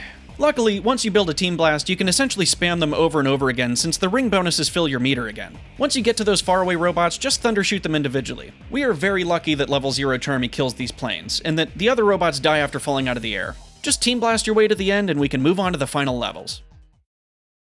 Okay, so Egg Fleet is intended to be an SBO-heavy stage, as you need to go invisible to avoid being noticed by the enemies and need to pass through these laser gates. Also, I remember Egg Fleet having multiple propeller segments, so unless we want to abuse the flight glitch for hours here, SBO's our best bet. At least, that's what I thought, until I came up on this part, literally 15 seconds into the level. For some reason, the tornado pole is gone, and our only option is to fly. Even getting extra height from these... thingies, you can't reach, as SBO can't do the tornado jump. Guess we'll have to try our luck with Charmy, but routing the death planes and navigating the propeller segments could take literal days. Some notable tricks here are just to use the flight boost to pass the lasers, reach the top of these walls, and fly to the top path. You can't be noticed by the enemies, so jump around them and use the flight boost again to pass through these doors, and then we come up on the first propeller oh. Okay, I forgot they replaced the propellers with these flower teleports. That actually works perfectly for us, since we already needed to use Charmy anyway. Just keep moving, avoid being spotted by the enemies, and use your flight boost glitch to keep skipping the doors. I was really worried there would still be a propeller at the end, but no. This flower literally takes you inside the battleship. All that's left here is to Team Blast this enemy so he doesn't notice you, and make your way to the goal. Okay, wow, I was actually expecting to spend days on this level trying to figure out how to fly across those gaps in Team Sonic's version, but turns out there wasn't a single propeller segment for the Chaotix. Maybe the game feels bad for all that it's put me through so far, but we're not done yet. We have one last level. Considering Final Fortress is, well, the final level, you'd think it'd be the hardest for the Chaotix, so what's the mission here? Kill all 100 enemies? Blow out 10,000 torches? Well, no, actually. This is one of the easiest levels in the game. You just have to collect 5 keys, and there's plenty more than that in the stage. Let's see if anyone else can beat this besides Charmy. Okay, so SBO can't, and Vector also can't. Of course. So, with Charmy, build a Team Blast and kill these enemies to grab the first key. Use the flight glitch to reach the top path for the second, Team Blast this armored robot for the third one. Fly over these gaps and then use the glitch again to reach this hidden platform for the fourth, and finally, kill this enemy and open the door to collect the last key. Well, Charmy, since you want to be the star of the show, go ahead and take down the Egg Emperor by yourself then. This fight is exactly the same as with Team Sonic. Collect both flight power-ups on the path and abuse your Thunder Shoot, and enjoy the ironically timed voice lines from Eggman. I won't go down that easy. Defeated? Impossible! No! Well, outside of the Lost Jungle discovery, Team Chaotix was about as good as it gets from the start. Everything was possible thanks to Charmy's broken flight reset glitch, aside from Mystic Mansion, which is flat out impossible thanks to the torches. So far, these are the results. With Team Chaotix, 13 out of the 14 levels and all boss fights were possible, using SBO only twice, Vector 6 times, and Charmy a whopping 12 times, bringing our total to 26 out of 28 stages and all boss fights possible without swapping characters. So far, pretty solid results. As long as Team Dark doesn't give us any major issues, I think we're on pace to prove that the superpower of teamwork is overrated. Team Dark shouldn't be too much trouble. Right? Right?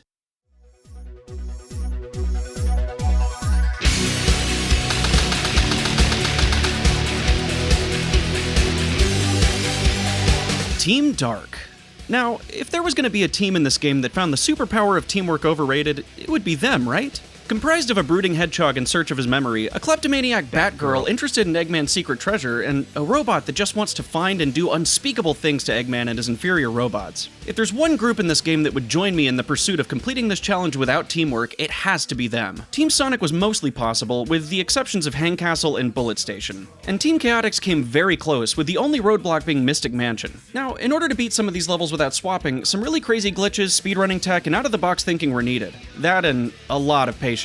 However, nothing, and I mean nothing, could have prepared me for the gauntlet that was the Team Dark Teamless Challenge. Without spoiling too much, I want to say that after a month straight of hard work and determination, I've put together a run that will push this game to its absolute limits, and my brain to the brink of insanity. Without further ado, let's get on with the challenge. Seaside Hill, like with the other teams, is a walk in the park. Going with our boy Shadow here, the only major things to watch out for are these character swapping gates. They throw one at you near the very beginning, but if you just hold forward, you can make it over without being forced to swap. First thing we're gonna do is grab this extra life, because we'll definitely need a lot. Okay, maybe we shouldn't grab another one. This section surprisingly has a path designed for Shadow, making it even easier than the other teams. Just use the wacky momentum on these slanted walls to get enough height, and it's a straight shot. Before the bobsled section, there's some tricky platforming, but nothing a tornado jump and a little speed can't get past. Once you're past the bobsled, just use some well-timed kick jumps against these slanted walls to make it to the next section. The beach area can be traversed as any character, but the end can be tricky as Shadow. Kill the egg pond to raise these columns, and kick jump against the wall to get high enough to proceed. Or you could just backtrack up the cliff for a slower but easier route. The next section just requires a couple well-timed tornado jumps to reach the side railing, and then it's pretty much a straight shot to the end. Have some fun with a little egg pond bowling, and make your way to the end of the level, making Seaside Hill easily beatable as Shadow only. Ocean Palace poses a little bit more of a challenge, having us break these rock walls with the power formation to proceed. With Team Chaotix, you could abuse the infinite flight glitch to get over these walls, but with Team Dark, we have no choice but to find a way to the end as Omega only. The first section is slow, but pretty easy, giving us all we need to reach the next areas. Once we come up on this part with the checkerboard grass, there's a little bit of a challenge. With the other teams, they give you a spring on the left-hand side that takes you up, but here, it's gone. It seems possible to jump off this structure, but Omega just barely doesn't reach the dash ring. I attempted this a number of times, trying to get a good running start to... oh, okay, sure. If you use the added speed from the fan and jump at the very edge of the rock structure, you can just barely make it high enough to the dash ring. It's tricky, but doable. Honestly, from here, the rest of the level's a breeze. It's mostly designed around Omega, and the turtle section even has a route completely planned for him with these cannons and fans. The section leading up to the end is just a series of more fans and springs, so all that leaves us with is the rock chase segment. Just like with the other teams, this part's meant for the speed characters. Thankfully, with some luck, the rocks will feel bad and slow down so you can get ahead. If you make it past the loop, you're mostly in the clear. I did almost die near the end, but thankfully they showed me some mercy and I was able to reach the goal. This makes Ocean Palace a little difficult, but totally doable as Omega only. Considering these bosses are pretty much identical between the different teams, instead of just spamming him with the power character, let's play a fun little game of the floor is lava with Shadow. You can just spam the homing attack repeatedly without ever touching the ground. It's slow and boring as all hell, but it gets the job done. This is how Heroes haters play the game. With a little patience, he goes down without a challenge, giving us a... B rank? No, rewind that. Huh? I knew it! Sonic Heroes, why play with my emotions like that? Grand Metropolis is another level that was built for the speed character, and because there isn't much of a challenge to discuss, I want to appreciate the design for Team Dark here. This level shows off just how many added platforming challenges, tricks, and shortcuts there are for this team, and I'm here for it. It really does make you feel like a badass to pull off some of these trick jumps. Shadow, you're embarrassing me. Because this level's almost completely built around Shadow's moveset, it's basically a straight shot to the end with very few roadblocks. Just jump high enough to triangle jump over the swap gate, and that's about it. Team Dark has a new section near the end that poses a little bit of a challenge, but it's really nothing crazy. My god, this game is gorgeous. Just carry your momentum with Shadow's jumps and you'll be fine. After that, it's a straight away to the goal, making Grand Metropolis easily beatable as Shadow only. I promised I'd try to spice things up for this challenge, so instead of using the flight character for Power Plant, let's get it done with Shadow. I'd like to give Omega some love here, but he unfortunately can't beat this level on his own. Well, that's a load off my back. Using Shadow, you'll have to rely a lot on momentum jumps, tornado jumps, and some very questionable collision. Some of these rooms require Rouge to fly up to the next section, but thankfully many of them have ramps leading up to them. Just jump on the edge of these curves to get some insane height. Pair this height with a tornado jump and you can scale most of these sections without a challenge. These ramps are your best friend, as your momentum carries over depending on your speed and the angle you jump from. Just rinse and repeat, followed by these elevator sections. The first one gives you dash rings that let you skip it entirely with some good timing, and the second one gives you a chance with these light dash chains. This is one of many reasons I actually prefer Team Dark's levels. But finally, we reach the section you've all been waiting for. The flight character is pretty much a necessity for the Rising Lava section, but I have a feeling Shadow can handle it on his own. At first, you won't have the height to reach these upper platforms with a tornado jump, so you're gonna have to take some damage from the lava, which sends you shooting straight up. You'll have to do this at least 2 times, so make sure to grab rings when you can. The second time around, you won't have the chance to grab any more rings, so be super careful to move quickly and not take any more damage. Take out the enemies, use your tornado to reach these pulleys, and finally, one last tornado jump to hit the spring. Lastly, take out the final enemies to make it to the goal ring, making Power Plant scary as hell, but totally doable as Shadow only.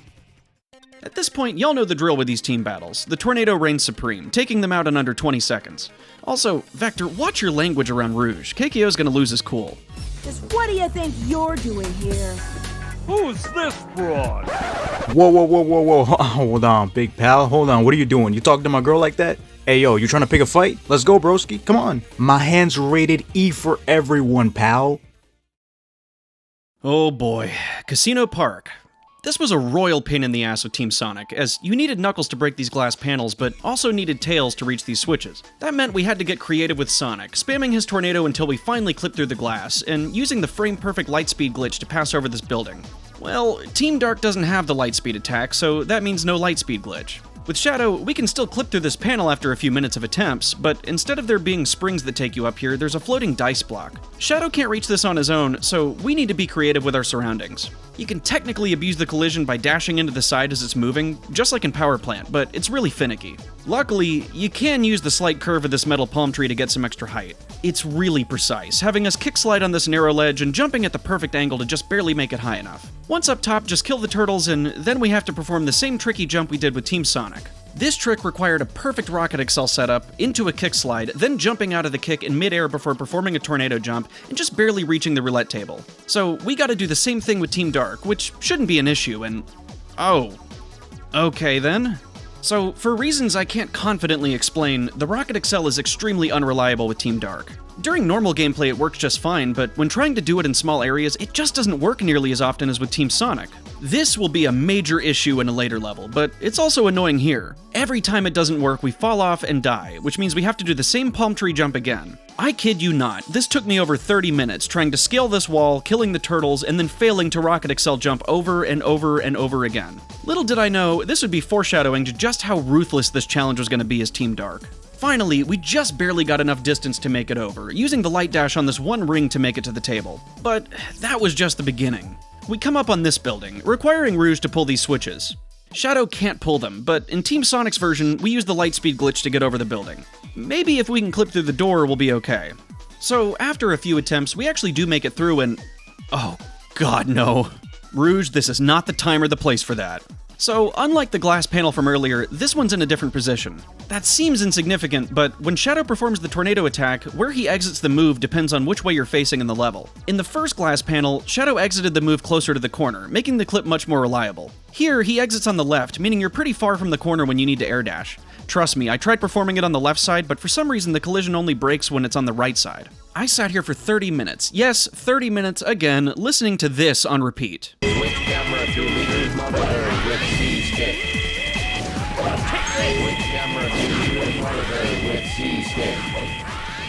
Switch camera to leader's monitor with C stick. Switch camera to leader's monitor with C stick. My thumb was killing me by the end of this, and I was nearly convinced this clip was impossible here. Thankfully, I must have won the lottery with my setup and just barely made it through. This is where things get scary. If one of these robots catches you, you'll automatically swap to another character, so we absolutely can't let that happen. Another scary thing is, the only way to reach the next platform is to bounce off the top of one of these robots and perform Shadow's tornado to get enough height. If there's still an enemy below, the tornado will lock onto them, so that means we have to kill the other enemies first, then leave one of these guys left. We have one shot to kill him and then use the tornado to make it up. If we screwed up any of that sequence, we'd have to do the glass clip all over again. My palms have never sweat so much playing a video game. Obviously, reaching the next checkpoint, I needed a little breather. Thankfully, the worst of it is over. On the next table, we have to hit this switch at the top to open the VIP section and... okay, never mind. So, because we didn't hit the switch, we need to clip through the lasers. It's tricky, but it can be done. Once we get to the upper path, we just need to Rocket Excel jump through the middle of this building and... oh yeah, that's right. God, I don't know why the Rocket Excel sucks so much with this team. Okay, trying it one more time, we actually make it and land on the table below, where it's just a straight shot to the goal. Finally, this means that Casino Park... excuse me? This means that Casino Park is an absolute nightmare, but is beatable as Shadow only. Unfortunately, this run is going as expected, as Shadow doesn't have some of the glitches that Sonic does, so while the movement is similar, some of these routes will be much harder and more tedious. Now we can move on to... Bingo Highway. Casino Park tested my patience quite a lot, but nothing could prepare me for this level. At first, I thought it'd be a simple clear with Omega. I mean, Knuckles was able to get through this stage very easily, and the power characters needed in multiple sections to glide on these fans and break these floor panels. Using Omega all seemed normal until this platform. Instead of the dice blocks, they give Shadow a light dash chain. Using Omega, the bottom path is impossible, as Rouge is needed to pull this lever, and even stopping the spinning die with a Team Blast won't allow Omega to reach it. That means our only option is finding a way to cross this gap from earlier. Well, this bumper shoots you straight upward and makes you lose all forward momentum, meaning Omega couldn't possibly glide far enough with the extra height to reach. Our best bet is a running start, but even at full speed it doesn't come close. I thought maybe with some added speed bouncing from the spring, I could land on the razor-thin railing and jump at the last second to get enough distance. After dozens of attempts, even with perfect execution, it doesn't come close. Without Sonic's lightspeed glitch, Shadow can't scale these vertical fan sections at the beginning or break the panels, and without Charmy's flight reset glitch, there's no way Rouge can make it high enough either. That leaves us with one last option.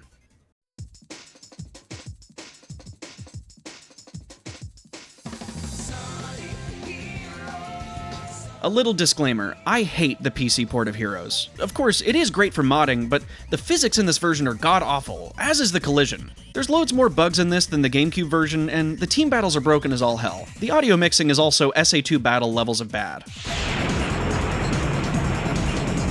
Time to attack. He must be using the Chaos Emerald to warp Shadow. However, if I want to have a chance at beating this level, we need to mess around with the broken physics on this version. There is a trick you can perform called the Super Glide, which allows power characters to scale huge gaps, but it only works on nearly vertical ramps, and there's none of those around here. There's also a trick dubbed the Ultimate Afterburner Kick, where kick sliding just before jumping into a vertical wall can send you flying upwards. This trick is extremely precise and only works on certain walls. When I tell you I spent over an hour trying to UABK off this wall to reach the top, I'd be lying, because I actually spent 2 hours doing this. The biggest issue is the power formation sign is right in our way, so we have to run on the slanted side of this tunnel to avoid it. The only times I got remotely close were when I'd turn at the last second, kick up the slanted edge, and jump just before hitting the wall. Even my best attempts didn't get me high enough to even see the top, and attempting this trick over and over again on a narrow platform meant I'd be dying a lot. It became clear this wasn't going to work after a while, but I wasn't done yet. If you go inside the tunnel, there's a fan at the end that prevents Shadow from running by blowing him in the air, so that means we can't really attempt the trick in here. Unless we use a Team Blast. For a very small window, time will freeze when your Team Blast meter's cooling down. This will stop the fan from blowing you up, and lets you run on top of it. That means that we have about 2 attempts at this trick before the fan starts blowing again, and we have to slowly build another Team Blast again. Doing this inside the tunnel gave us a much better area to get a running start, and try this trick without the possibility of dying. Of course, just doing a kick slide before hitting the wall wouldn't be enough speed to reach the top, so this is my chance to introduce you to... the Super Duper Rocket Excel Kick Slide Wall Jump 3000! Brought to you by Not a Sonic Channel. You suck! Okay, I'll leave the cool movement naming up to the speedrunners. Using the SDRAKWJ3000, we actually get just enough height to see the other side, but we'd still have to reach the top of this tunnel. Bear in mind, this trick is pretty damn precise, requires a perfectly executed rocket accel, and a perfectly timed jump at the right spot. We get 1, maybe 2 attempts at max before this Team Blast meter cools, and we'd have to slowly build another Team Blast to try it again. Also bear in mind that while the meter's cooling down, time is frozen, so the timer at the top doesn't even portray just how long I spent attempting this trick. Finally, I was able to reach the top and get myself about 1% further into the level, before encountering challenge number 2. This building. Shadow can't break the glass to reach the next table, and these buildings are extremely tall. There's invisible walls surrounding them too, so no shot at clipping through or jumping around them. I was able to find one little angle that the UABK would work on, but of course, we need a lot more height to scale these buildings. A perfectly executed SDRAKWJ3000, and we can barely make it up to the invisible roof at the top. Just jump over to the other side and we finally made it to the same section from earlier. With Shadow, this section's a cakewalk. In here with the floating dice, just use your tornado to lock onto the higher up enemies and you'll be fine. It was all a breeze until... oh goody, another tunnel. Yes, you'll have to perform this tunnel skip trick twice in this level. Thankfully, this one didn't take as long as before. You'll also have to perform the trick yet again to get over this wall, cause I really don't feel like clipping through those glass panels ever again. From here, it's a straight shot all the way down to this section. Now, this sucks. You're meant to hit this panel with Omega to reach the other side, and the only alternate route is just a lower panel. With Team Sonic, you could technically make this jump with your lightspeed attack, as it would lock onto the nearby enemies, but Team Dark is not so lucky. You know what? It doesn't matter how long this takes, I will never give up the fight. I can't tell what is wrong and what is right. I've got to find the answer. But until I do, there's no way I will ever give up. I give up. Not because I'm sick of trying, believe me, I was already sick of trying in Casino Park, but just because there's no way to do this. Shadow, even with a perfect setup, can't lock onto the enemies above with a tornado attack, and there's no vertical walls nearby to reach the top of this building, which I should mention is way too big. You can jump off these pillars, but there's no chance of reaching the top of this building, and there's invisible walls that stop you from clipping through as well. If there were a ramp, or another rooftop, or really anything, then this could be possible. As it is, Bingo Highway just made me crawl through burning hot coal just to spit in my face at the very end. If this jump were possible, we'd actually be able to beat the level no problem. But unfortunately, after all our hard work, Bingo Highway is just barely not possible without swapping characters. Robot Carnival is a boss that can be beat easily with any character, as a Team Blast can take out any enemies that Rouge or Shadow couldn't kill on their own. But because Omega's amazing, and we haven't seen him in action much, he can take the wheel here. Thankfully, they placed a spring here, so you can get high enough to kill the flying enemies. As mentioned before, the level up system fails us in these bosses, as the enemies only drop level ups for the characters you're not playing as, meaning we can't level up Omega at all here. A bit slow and tedious, but nothing compared to the next gauntlet. We'll get there eventually. For Team Dark, Rail Canyon actually starts before Team Sonic's version, with an extra rail grinding section between these canyons. I love this area, especially being able to jump over to the background rails. Because this entire section is just grinding, there's no swapping necessary. And look, even more trick jumps for Team Dark. Just like with Team Sonic, most of this level is a breeze with the speed character. I said most. A majority of the level is specifically designed around Shadow with these tornado poles, homing attack chains, and plethora of grind rails. And again, just like with Team Sonic, there's practically no issues until we get to this section. Now, this has to be impossible, right? With Team Sonic, it took me forever to make it high enough using the lightspeed glitch. Without that, there's just no way Shadow could make it up there. Well, I did find something, but it's a long shot.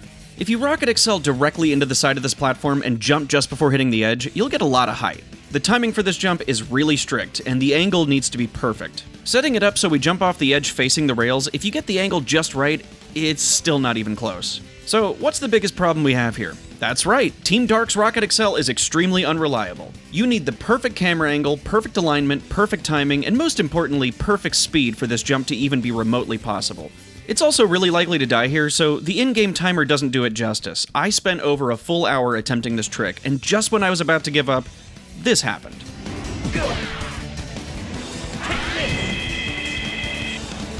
Yeah, there's no chance I'm doing that again. I made sure to be extremely careful here before hitting the next checkpoint, because that trick was once in a lifetime. I thought it was bad with Team Sonic, but I didn't realize patience until I started this challenge with Team Dark. This and the Casino Park clips easily beat out anything I had to do for Team Sonic. Or hell, even flying across the map in Team Chaotix. This was rough. Thankfully, it's a straight shot to the end after that, and honestly, I think I'm numb to any challenges going forward. Or so I thought. This, of course, makes Rail Canyon possible as Shadow only, though I would never wish it on my worst enemy. Oh, Bullet Station. Must say, I've got a bad feeling about this. because we know for sure that Omega's needed to punch the core at the end of the train segments, let's try it with him. The beginning asks you to use Shadow to swing on this tornado pole, but with a running start, you can just barely make this jump with Omega. Omega, please don't die. Arrive at this cannon to shoot to Team Sonic's starting section, and carry on mostly without a problem. Just take out the trains and then move on to this run-ending section. This tornado pole killed the run for Team Sonic and Team Chaotix. Well, kind of. No amount of creativity was able to beat this level, aside from the lovely PC port. Despite showing it off for Bingo Highway, I actually recorded those bits well after my initial run, so I only had the GameCube version when going through Bullet Station. So, what did I do? In my bid to prove that the superpower of teamwork is overrated, I reached back out to the GOAT Lummy to help me with this level. Together, we could work as a... what's the word? Duo to see if these levels are possible. For those who didn't see the previous video, Lummy, like me, is someone who knows a little too much about this game and has harnessed that knowledge for challenges just like this. You might remember their gameplay from Nathaniel Bandy's video, so let's see what Lummy's got. Starting off with Omega again, they used the same jump to reach the rail across the gap. Of course, they did a better job than I did. Nothing too crazy at first, but once we reach the Team Sonic portion, we get a teaser for what's to come. Just look at that glide. Again, take out the train and arrive at this section again. Instead of stopping at the tornado pole like a loser, the Chad Lummy does a perfect super glide and reaches all the way to the cannon room. Luckily, there's no collision on top of this room, so you can just fall right down inside. Now, a bit later in the stage, there's a section that can only be traversed with Shadow's Lightspeed Dash. I kinda figured this would be the end of the run, as there didn't seem to be any areas to get a super glide to skip it. Of course, Lummy achieved the impossible and was able to perform a nearly frame-perfect jump off this rail and glide to the other side. I want to stress just how difficult this trick is. These rails function so that if you're tilting the analog stick, a jump will slide you left or right to serve as a rail swapping mechanic instead of an actual jump. That means to jump off these rails, you either have to be holding the exact direction of the rail you're on, or let go of the stick completely. So as soon as Lummy hits the launcher, they immediately jump, then glide while they still have the added momentum, aim at the side of this canyon to get extra height, and then steer themselves to just barely land on the platform. This might be the most impressive thing I've seen in this game, and I've been watching speedrunners for years now. While this trick should put Lummy in the Heroes Hall of Fame, unfortunately Team Dark is a cruel, cruel mistress. Once in the next train segment, there's a tornado pole that completely blocks our way. If there were a slight incline anywhere, or if Omega had the belly flop move from Team Chaotix arose, this jump would be doable, but like all things in life, sometimes you do everything in your power and Sonic Heroes still finds a way to torture you. To be clear, this is my favorite game of all time, but the relationship has always been a toxic one. Again, huge shoutouts to Lummy for helping me out with this challenge, and while this level's still impossible, that super glide is one of the most impressive things I've ever seen. Be sure to check out their channel if you haven't already. Future Nask here with more breaking news. Thanks to some lovely feedback on the Team Dark video, we discovered you can actually jump against this enemy to just barely get enough height to reach the side railing. You can then jump from there to walk on the collision above this train and glide across to the end of the section. The only hurdle left is performing a super glide off these rails to reach the final cannon room and blow up Eggman's face for a magnificent victory, making Bullet Station possible as Omega only. Full credit again to Lummy and his amazing efforts with this level. Just like with the Egg Hawk, let's play a little game of The Floor is Lava. This homing attack method is the way that I see a lot of people fight this boss, and it feels like the safest strategy. Only issue is, it's slow as hell. I still prefer the wait for him to come to you method, but this one works just fine too. Frog Forest was a level that was pretty easily beaten with Sonic only, as he was needed for the flowers that take you to the different sections of the level. But with the Chaotix, there were some platforming sections that Espio couldn't quite reach. Thankfully, we could abuse the infinite flight glitch with Charmy. With Team Dark, we won't be so lucky with Rouge, so it's looking like Shadow or bust. Let's just hope it's not too much harder than Team Sonic's version. The start is pretty simple, basically a straight shot, grinding this vine, interacting with this frog, and making some risky jumps across these gaps. Thankfully with Team Dark, it's basically the same as Team Sonic's control scheme, so we have a lot more leeway thanks to the kick slide and tornado jump. For anyone who thinks this game is too slippery, this level is going to be a nightmare for you with Shadow only. There's a lot of tiny platforms with enemies ready to knock you off and some really tight platforming. Guys? Nothing really stood in our way until we got to this section. With Team Sonic, there's a bottom and a top path, each with a flower that take you across the gap to this giant mushroom. If you manage to take the top flower, you'd be dropped off to a higher path, which is super important for this challenge. The bottom path ends with this panel, needing to be punched by the power character to shoot you up to the upper path. With Team Dark, this panel's still here, but the top flower is no longer an intended path. The only possible way to reach it is to bounce off this fruit, maneuver to the other side of this vine, do the tornado jump, and pray to Solaris that your air dash reaches this platform. If you miss, you'll have to die and go all the way back to the previous checkpoint. Once on the platform, you'll have to perform a strong rocket accel jump to the other side. Thanks to Team Dark having a finicky rocket accel, this can be tricky, but totally doable. The flower still drops you off at the top path despite it being an unintended route, and allows us to skip the mandatory character swap on the lower path. After that, it's a clear shot to the end, making Frog Forest possible as Shadow only. Yet again, because of these flowers, Lost Jungle will have to be a shadow-only challenge. The level starts with a helmeted enemy, and unlike with Team Sonic, you have to kill this one to progress. That means some sketchy kicking with Shadow, trying not to get hit or slide off the platform until your Team Blast gauge is full. After that, make a tricky jump with your tornado to reach the top of this climb. You can technically make the climb with Shadow, but it's a pain in the ass. Same goes for the second climb. You can technically take the intended path, or you can Rocket Excel jump off this slope to skip a huge chunk of it. That won't stop us from facing this next section, however. You need the tornado to get enough height to reach the next platform, but your tornado will also lock on to any nearby enemies. Someone at Sega felt like being cruel and placed these 3 enemies under the platform above a death pit. Thankfully, we can instead abuse the collision on this tree to gain some extra height and skip having to deal with the enemies. Same goes for the next platforms. Just find the right angle and jump against the tree to barely reach the next area. You'll have to do it again off this tiny platform, which is a bit more risky but still doable. If it weren't for Shadow's complex moveset and this game's questionable collision, we definitely wouldn't have made it this far.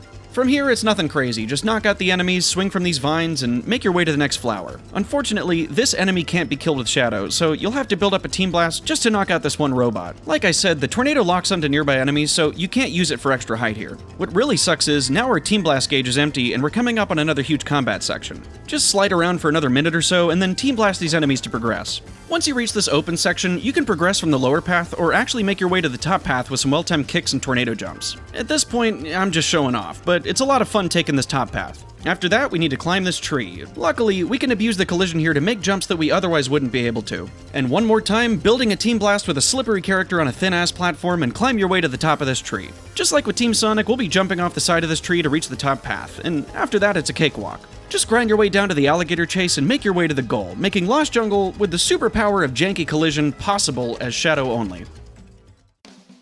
Unfortunately, since we can't perform the belly flop with Team Dark, there's not going to be a funny 2-second fight. But don't worry, we can do it again once we get to Team Rose. Just another spam to win with the tornado, and we can move on to the biggest headache in the entire challenge. The next 3 levels have been a monumental test of my patience, and as of writing this part of the script, I still haven't found a way to complete them. Let's see if that's changed by now. I mean, obviously I know the answer at the time of recording this, but I don't want to spoil it. Okay, Hang Castle, give me all you got. We weren't able to beat this level with Team Sonic, but with Team Chaotix and the power of jank, we got our revenge. Team Dark's is pretty identical to Team Sonic's, but with some slight differences that completely changed the course of our run. The start's nothing crazy, just tornado jump to reach this higher platform and light dash to the next altar. Here, the lower route to open this door is easily beatable with Shadow, but you could also clip through the door if you're feeling impatient. Speaking of door clips, after this platforming section that you can skip with a well-timed jump, there's a door that can't be opened without pulling a switch inside this wall. Only Omega could break this wall, and while Team Sonic's Team Blast can break them, Team Dark's doesn't. Our only option is to clip through this door. Unlike the door from earlier, there's really not much room here to build a rocket Excel or get a running start. These annoying ghosts keep popping up and these flames keep taking out your teammates, making the rocket Excel damn near impossible. After so many attempts, I got fed up and just kept spamming the rocket Excel at the edge of the door. Somehow, one of them pushed me far enough through to be able to light dash on the rings ahead, letting me completely pass through. This part's no big deal, just taking out the enemies and flipping the castle again. If you stay in the jump ball while hitting the switch, you can air dash into the side of the castle and skip the climb. This next room is where Team Sonic was stopped. There's a switch that can only be pulled with tails, and even standing on top of the wooden crates wouldn't allow Sonic to pull it. Thankfully, with Team Dark, there's just a button that makes the light dash appear. I was feeling pretty confident now since the end of the level was super close, but of course, Team Dark has to throw us a curveball at the very end of the level. This area requires Shadow to swing on these tornado poles to reach the other side, but first, you have to flip the castle upside down. To reach the altar, you have to flick this target switch with Rouge's Thunder Shoot. If you get too close, the target spins and you won't be able to hit it. I tried to clip into the side of this crate with the same method I used for the door clip, and while I'm able to get far enough inside to touch the altar, it just doesn't activate unless the crate opens. Okay, well, those tornado poles are close enough for me to reach without flipping the castle, so maybe they'll still take me to the other side. Just rocket Excel jump over to the first one, and no. While the tornado pole does function, it doesn't toss you to the next one and you're stuck, unable to perform the move again. It was right then that I sat there, staring at the Eggman statue, knowing that if I could just make it to the other side, I could probably still beat the level. He stared back at me, taunting me. It was him all along. Eggman's the one who created these areas. He's the one who keeps putting roadblocks at the end of every Team Dark level. I wasn't gonna go down without a fight. I'll show that creep the real superpower of task delegation. There's 2 fun facts about these poles that may just help us out here. One is, a level 3 speed type can homing attack them without having to perform the tornado attack. And 2 is, you can jump off these poles prematurely so they don't fling you off. One last thing is, you can only perform 1 tornado attack once you're off the ground. If I were to somehow jump from each pole to the next, then jump off the final one, and finally use a tornado jump to get some extra distance, I might be able to reach the vile Eggman statue. Now, for this to work, Shadow has to be level 3, and if I die, that would mean I'd have to restart the entire level all over again to get him 3 power-ups before getting back here. I have never used save states for these challenges, and while I'd like to tell you it's because I'm dedicated to my craft, which I am, it's also because I couldn't be bothered to learn how to do it. Well, I figured it out for this, because I wasn't about to play through this entire level every time I needed to attempt this trick again.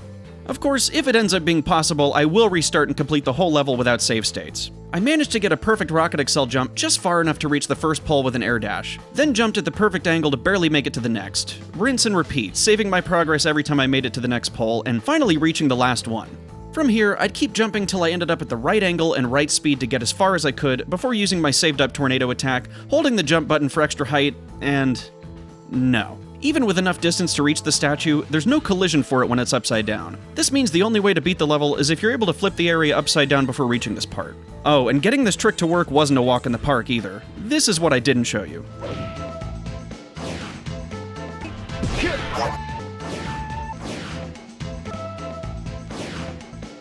Just add Hang Castle to the list of levels I spent multiple hours grinding out just to be stopped in my tracks at the very end. Team Dark, of all teams, the stoic, introverted Dark Hedgehog, the government spy Jewel Thief Bat, and the literal bloodthirsty robot seem to value their teammates' abilities even more than the teams whose songs are literally called We Can and Team Chaotix. Future Nask with some incredible news. I suffered grueling hours grinding out this level just to be shot down at the very end. Well, you know me. I want my revenge. I mean, this level was possible as Tails only, but Team Dark has a couple things that make it much more difficult. With Rouge, navigate the same as we did with Tails. Only downside is, Team Dark throws more shielded enemies, so you'll have to slowly build a Team Blast with Thundershoot every time you need to kill them. Make your way to the upside down section and hop over this gap to hit the switch again. Just Thundershoot these enemies 3 times each, as every fall deals 1 damage and you can't hurt them otherwise. Something I didn't mention with Tails is, this Lightspeed dash chain is actually meant to activate the door in the next section, but passing over the middle of this loop does it anyway because it's based on location.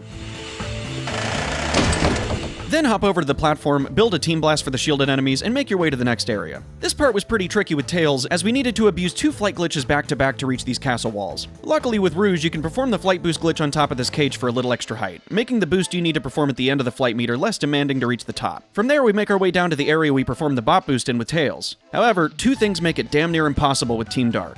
For one, these enemies aren't stationary. They run around constantly, making it really hard to achieve the glitch, let alone getting the right position for the trick to work.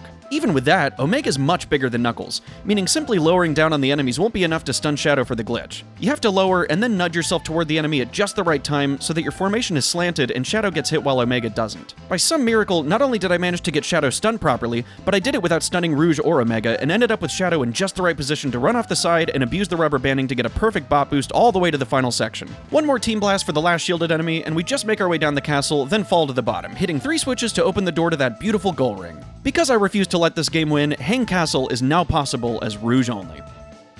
Okay, let's move on to Mystic Mansion.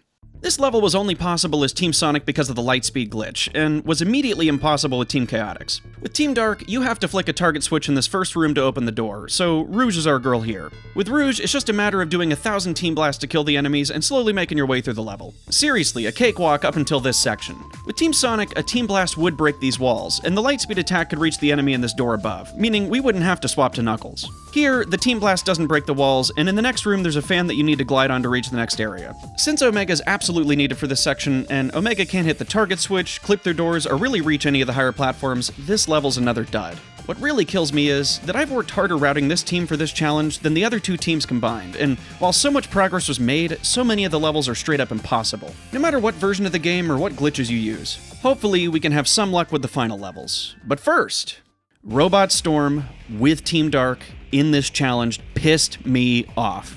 I'll tell you why. Just like with the previous teams, there's this cannon that's meant to shoot you to the next part of the level. With speed or flight formation, it does its job, but with power formation, it just shoots you a couple feet to grab some rings, where you'll promptly be shot back to the platform to swap characters and try again. Yes, you can aim left or right in this formation, but the cannon won't shoot you all the way to the next area. That means we can only use Shadow or Rouge. No big deal, right? Well, if we could get them to level 2 or higher, it would be a cakewalk. I mean, we can still use the Team Blast for the bigger enemies, so what's the issue? Well, like I said, the game's level up system is odd. You can only obtain level ups for the characters you're not playing as, meaning that if you're playing as Shadow, only Omega and Rouge get power-ups, and vice versa. Considering the Flight character can only stun and not damage enemies with their level 0 Thundershoot, it seems that Shadow's our best option here. Only one problem. Team Dark's version of this fight has a lot of enemies with shields, and a lot of enemies that can only be killed with the power formation. So not only are you constantly getting hit by the onslaught of enemies and being thrown off the platform, but you also have to build a Team Blast with Shadow's slippery moveset while the enemies are actively trying to hit you. If you take damage near the edge of the platform, you're almost guaranteed to fall off. Yes, you can jump out of a hit stun and use the tornado to save yourself, but the timing needs to be perfect, and sometimes the tornado locks onto another enemy that just knocks you off again, this time with no option to save yourself. I spent... let's see how long this recording is. Oh, over an hour on this boss fight that I knew was possible. Two things made this easier as Team Sonic. One was that the enemies weren't nearly as abundant or strong, and the other is, with their Team Blast, Sonic has the Lightspeed attack, so you could one-shot any enemy while the meter was cooling down. That really helped when there would be two waves of armored robots back to back. I can't believe I'm putting myself in a position to be told skill issue with Sonic heroes, but even though this fight is doable, it gave me so much trouble. So much trouble, I gave up and opted to complete it with Rouge. At least with her, I could save myself from falling off the level. It just meant I either had to jump on the enemies' heads doing 1 damage with each bonk, or Thundershoot like a maniac to build a Team Blast. Might be slow as hell, but at least I'm not getting constantly knocked off the level. Yes, this fight took 11.5 minutes using this method. Good lord. Egg Fleet was a stage that seemed impossible with Team Sonic at first, and it was all due to this gliding section halfway through. The only saving grace is being able to use the Lightspeed glitch to lock onto the cannons at the top with Sonic. Not much confidence going in with Team Dark, but let's see what we can do. The first thing that happens in Team Dark's version is a huge slap in the face to this challenge, with a tornado pole that can only be activated by hitting this target switch with Rouge. For a while, it seemed like Team Dark's Team Blast wouldn't have any special use for this challenge, but finally I can show this off. This Team Blast freezes time, which is super beneficial for saving time and damaging bosses without dealing with any incoming attacks. I hear a lot of people complain about not being able to progress until time resumes when the cooldown meter ends. Sometimes doors will automatically open after a Team Blast, but a lot of the time they won't, which is a little annoying. Thankfully, you can actually cut the time stop short by pressing the Team Blast button again during the cooldown. That's my hero's fun fact of the day. Anyway, it wouldn't be a hero's mechanic without a little bit of jank. While time is stopped, tornado poles can be used even when they're not activated. For every problem Sonic Heroes causes, it always gives an obscure solution. This is my drawn-out, convoluted way of saying, use a Team Blast and swing up the pole without activating it. Ta-da!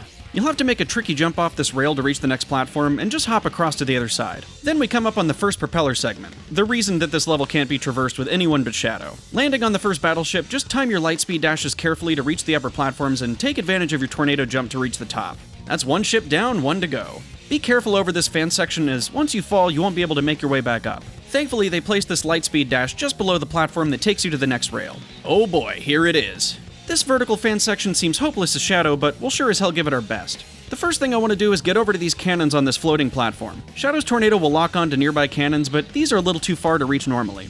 When you first enter the section, you can actually see the platform slowly rising from the left side. Here's a tricky but surefire way to reach it. Land on this left side, homing attack the cannon, fall on top of this thin railing, and kick jump over to the platform before it rises too high. Okay, that's one step down, but that seems to be as far as we can get. These platforms are just too high to reach, and there's no more cannons nearby to lock onto. That's it. Screw it. Getting back into Egg Fleet, we can see that...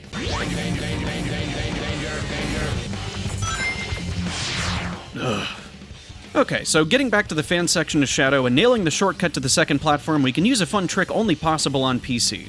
Kick slide to reach top speed and jump just before hitting a vertical wall. Oh, that's right, you guys already know this because I showed it off in Bingo Highway. Yeah, I finished writing the script before I actually went back and did Bingo Highway on PC. Anyway, do the UABK again, paired with a tornado, and you can just barely reach the next platform. Well, that's nice, but we're still stranded here. There's no cannons close enough to reach just yet, but if we could somehow get a little more height, we may be able to reach the cannons up top. The only option left is to attempt the same jump against this wall. Unfortunately, this wall's over a bottomless pit, so if we mess it up and fall off, we have to start all the way back from the battleship. Team Dark is really trying my patience, but eventually, we were able to get some extra height and just barely reach the cannons with a tornado jump. This was scary enough, but now let's just watch me frantically struggle not to die to reach the next checkpoint.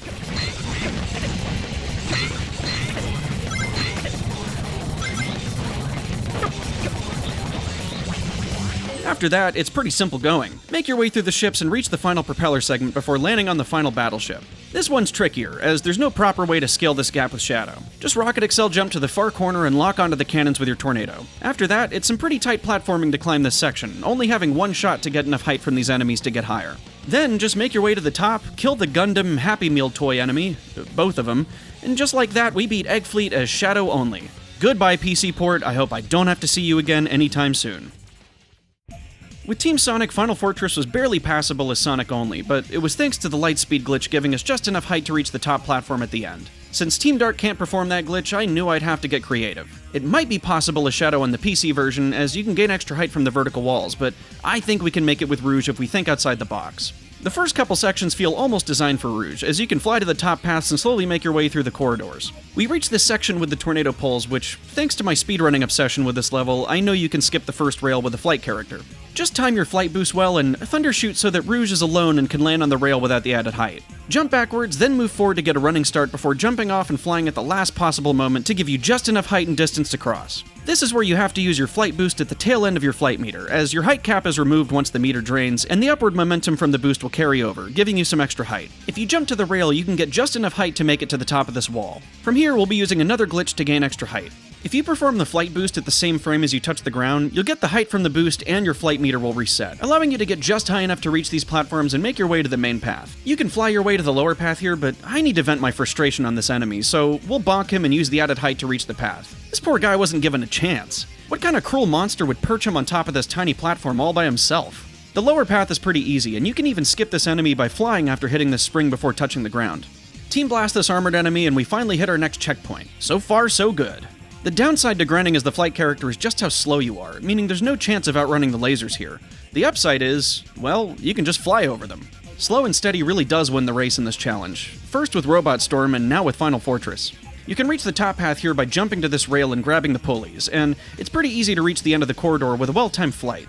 If we perform the flight boost glitch atop this block, we can actually reach the upper rail, giving us a much better vantage point for this next section. From here, just make your way down to the platform with the huge enemies and take a leap of faith. Now, all that's left is the final combat section.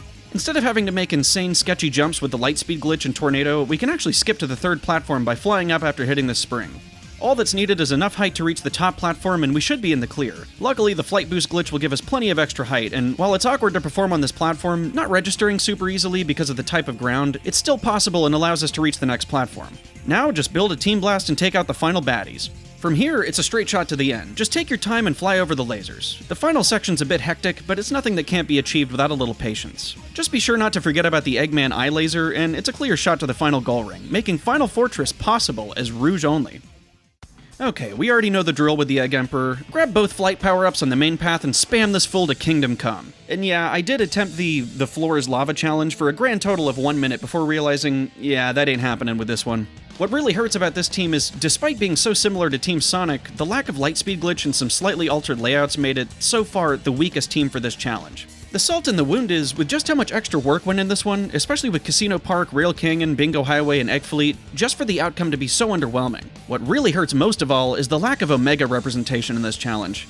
Omega's a standout character in this game, and I want to take a minute to appreciate him with some of his best quotes. Beaten by fruits, how weak they must be. Worthless consumer models, you are weak. I am Omega, the ultimate E-Series robot. Cruiser battleship, destroyed. Suspicious group, destroyed. A troop of sentry robots, destroyed. Large weapon transporter battleship, destroyed. Group of shadow-like creatures, destroyed. Large ultimate battle robot, destroyed. While Team Dark initially let me down with how little return I got for all the extra effort, finding out Bullet Station and Hang Castle are possible just boosted my confidence quite a lot. Still the weakest run so far, but definitely an improvement from before. I swear, just when I think I know everything about Sonic Heroes, this game does something new and usually broken for our amusement. With these new discoveries, that means for Team Dark, 12 out of the 14 stages and all boss fights are possible, using Shadow 12 times, Omega 3 times, and Rouge 4 times, bringing our total to 38 out of 42 stages and all boss fights possible without swapping characters. That just leaves us with the final challenge. You guys probably already know how this ends, but for anyone seeing this for the first time, our goal is to beat Team Rose without swapping, while also collecting all 7 emeralds and beating Metal Overlord without an ounce of teamwork. So one final time, let's get on with the challenge.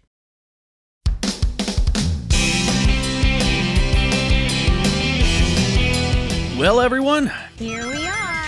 the final team for the Teamless Challenge. Comprised of a love-struck pink hedgehog on a quest to marry Sonic, a rabbit somehow capable of carrying 30 times her body weight, and big.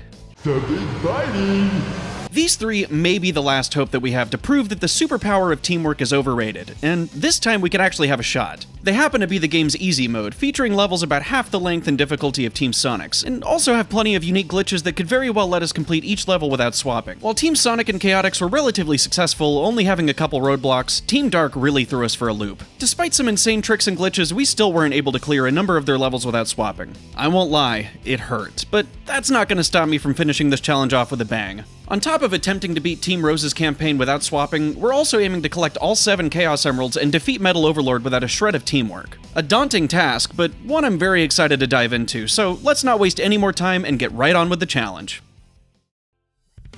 Seagate. Because Team Rose is this game's dedicated easy mode, there's a mandatory tutorial level before Seaside Hill that teaches the player the basics of the game's mechanics. By that, I mean stopping you every 10 feet to explain how to jump or attack enemies, but failing to mention pretty much every other bit of nuance in this game's rather complex kit of mechanics. Grievances aside, this level actually starts this run off with quite the challenge. There's a section in the stage where you have to break a series of stone blocks with Big, and while a Team Blast could do the trick with Team Sonic, unfortunately it doesn't work that way for the other teams. That means we have to start this run off with Big. Because this is a tutorial level, there are a lot of sections specifically designed for only one character to progress, so beginners can learn how to fly up as Cream or rocket excel as Amy. Big wasn't built for these tasks, but I think with some training he could become the next Dragon Warrior. Starting with Amy's rocket excel section, the game puts this extremely steep hill in our way, and poor Big just can't make it on his own. Oh, if only there were a speed shoes power-up nearby.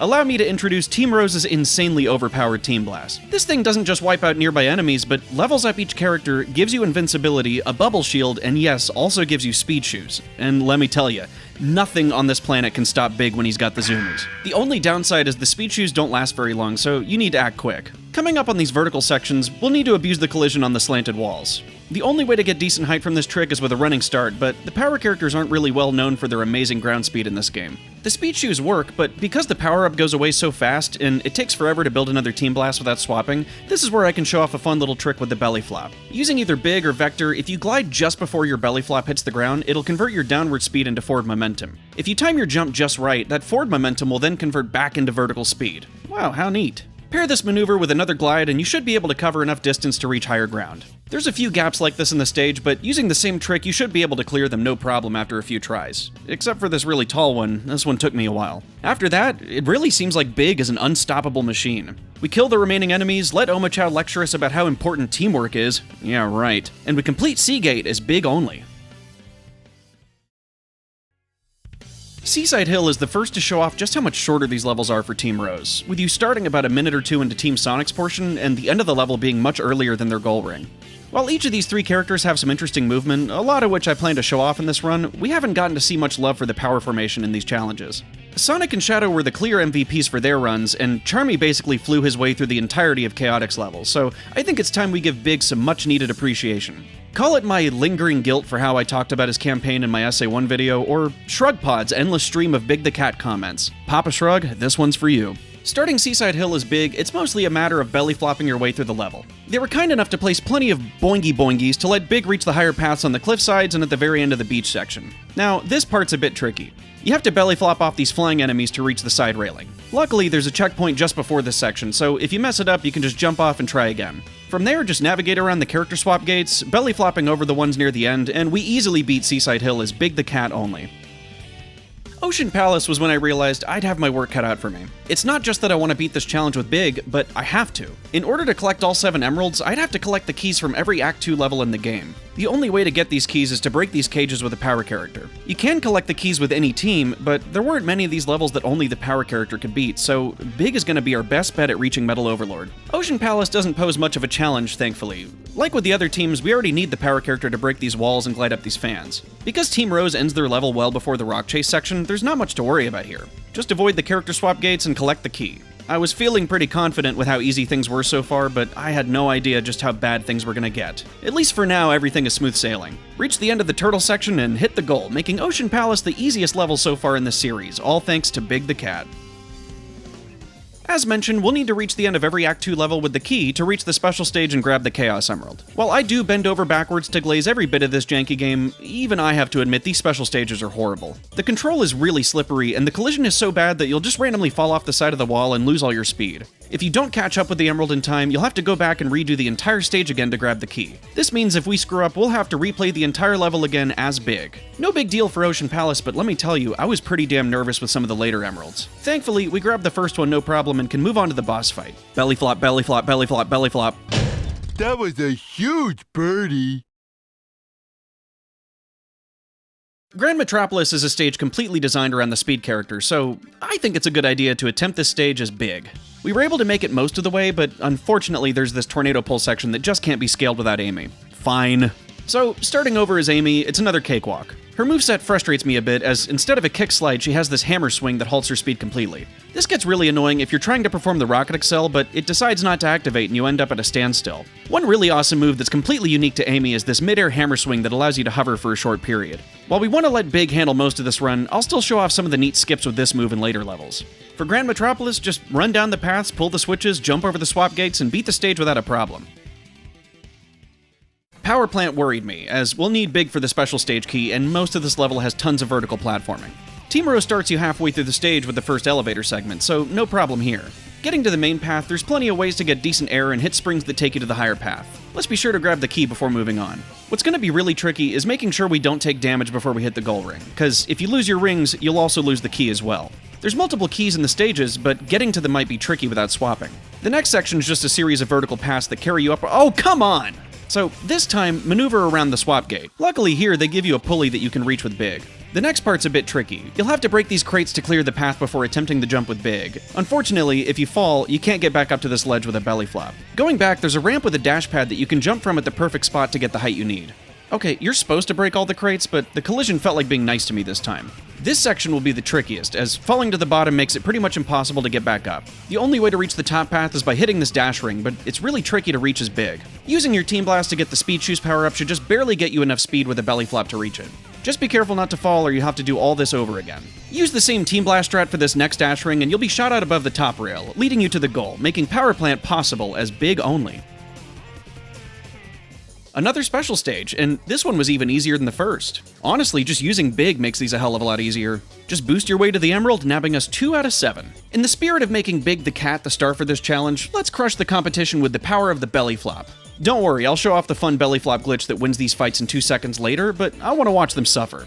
Take that, Sonic! That's for not pulling that damn switch in Hang Castle. You too, Knuckles! That's for being so needy in Bullet Station. Tails, you did nothing wrong, but I gotta do this. What a stubborn bunch! You're a colorful bunch. Casino Park gave me quite a lot of trouble with Team Sonic and Dark, as you had to clip through these glass panels and perform some really sketchy tricks to get past some roadblocks.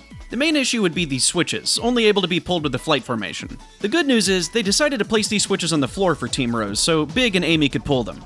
With Amy, it's technically possible to clip through these panels despite her not having a tornado jump, but let's see if we can complete the stage with Big instead. Surprisingly, it's a cakewalk for the most part. Just make your way to this platform, pull the switch, and belly flop this glass panel. Make your way through the pinball tables and reach this fun little section. With Team Sonic and Dark, you could skip this jump with a really precise Rocket Excel jump setup, jumping out of a kick slide, using the tornado jump, and barely being able to reach the other side with an air dash. Of course, with Big, we can just flip the panel, but Amy can actually make this jump too. Something neat I learned here is that if you use Amy's mid-air hammer swing to get extra distance, a really awesome move by the way, performing a tornado will allow you to use the hammer swing again. That means we can get double the distance from it. The only issues are, Team Rose's Rocket Excel is much weaker than the other teams, she can't perform the kick slide jump to get the extra distance, and her tornado doesn't grant extra height like it does with Team Sonic and Dark. Thankfully, being able to use this hammer swing twice can get you just enough distance across this gap. Using Big, however, it's pretty much a straight shot after this. Just navigate the final pinball tables, pull the switches, and break the final glass panel to reach the end. This jump is super tricky as Big can't reach the platform once you've fallen down, so you only have one shot to get to it. Just jump with enough speed to glide over to the goal with your umbrella. If you wanted to clear this level with Amy, you'd have to clip through both glass panels, so it'd be much more tedious, but Casino Park is still beatable with either character. Bingo Highway also gave us a lot of trouble in the previous run, so hopefully the shorter layout will make this one possible. The good news is, Knuckles can clear this level on his own, so we can get the key with Team Sonic if Big for some reason can't make it by himself. Fortunately, this section brings back the floating dice and Big can easily navigate. Once past the bingo slide, you'll have to make your way to the top of this table. Normally not a monumental task, but Big's bigness makes it pretty difficult to reach. Still, totally doable, and there's plenty of extra keys to collect along the way.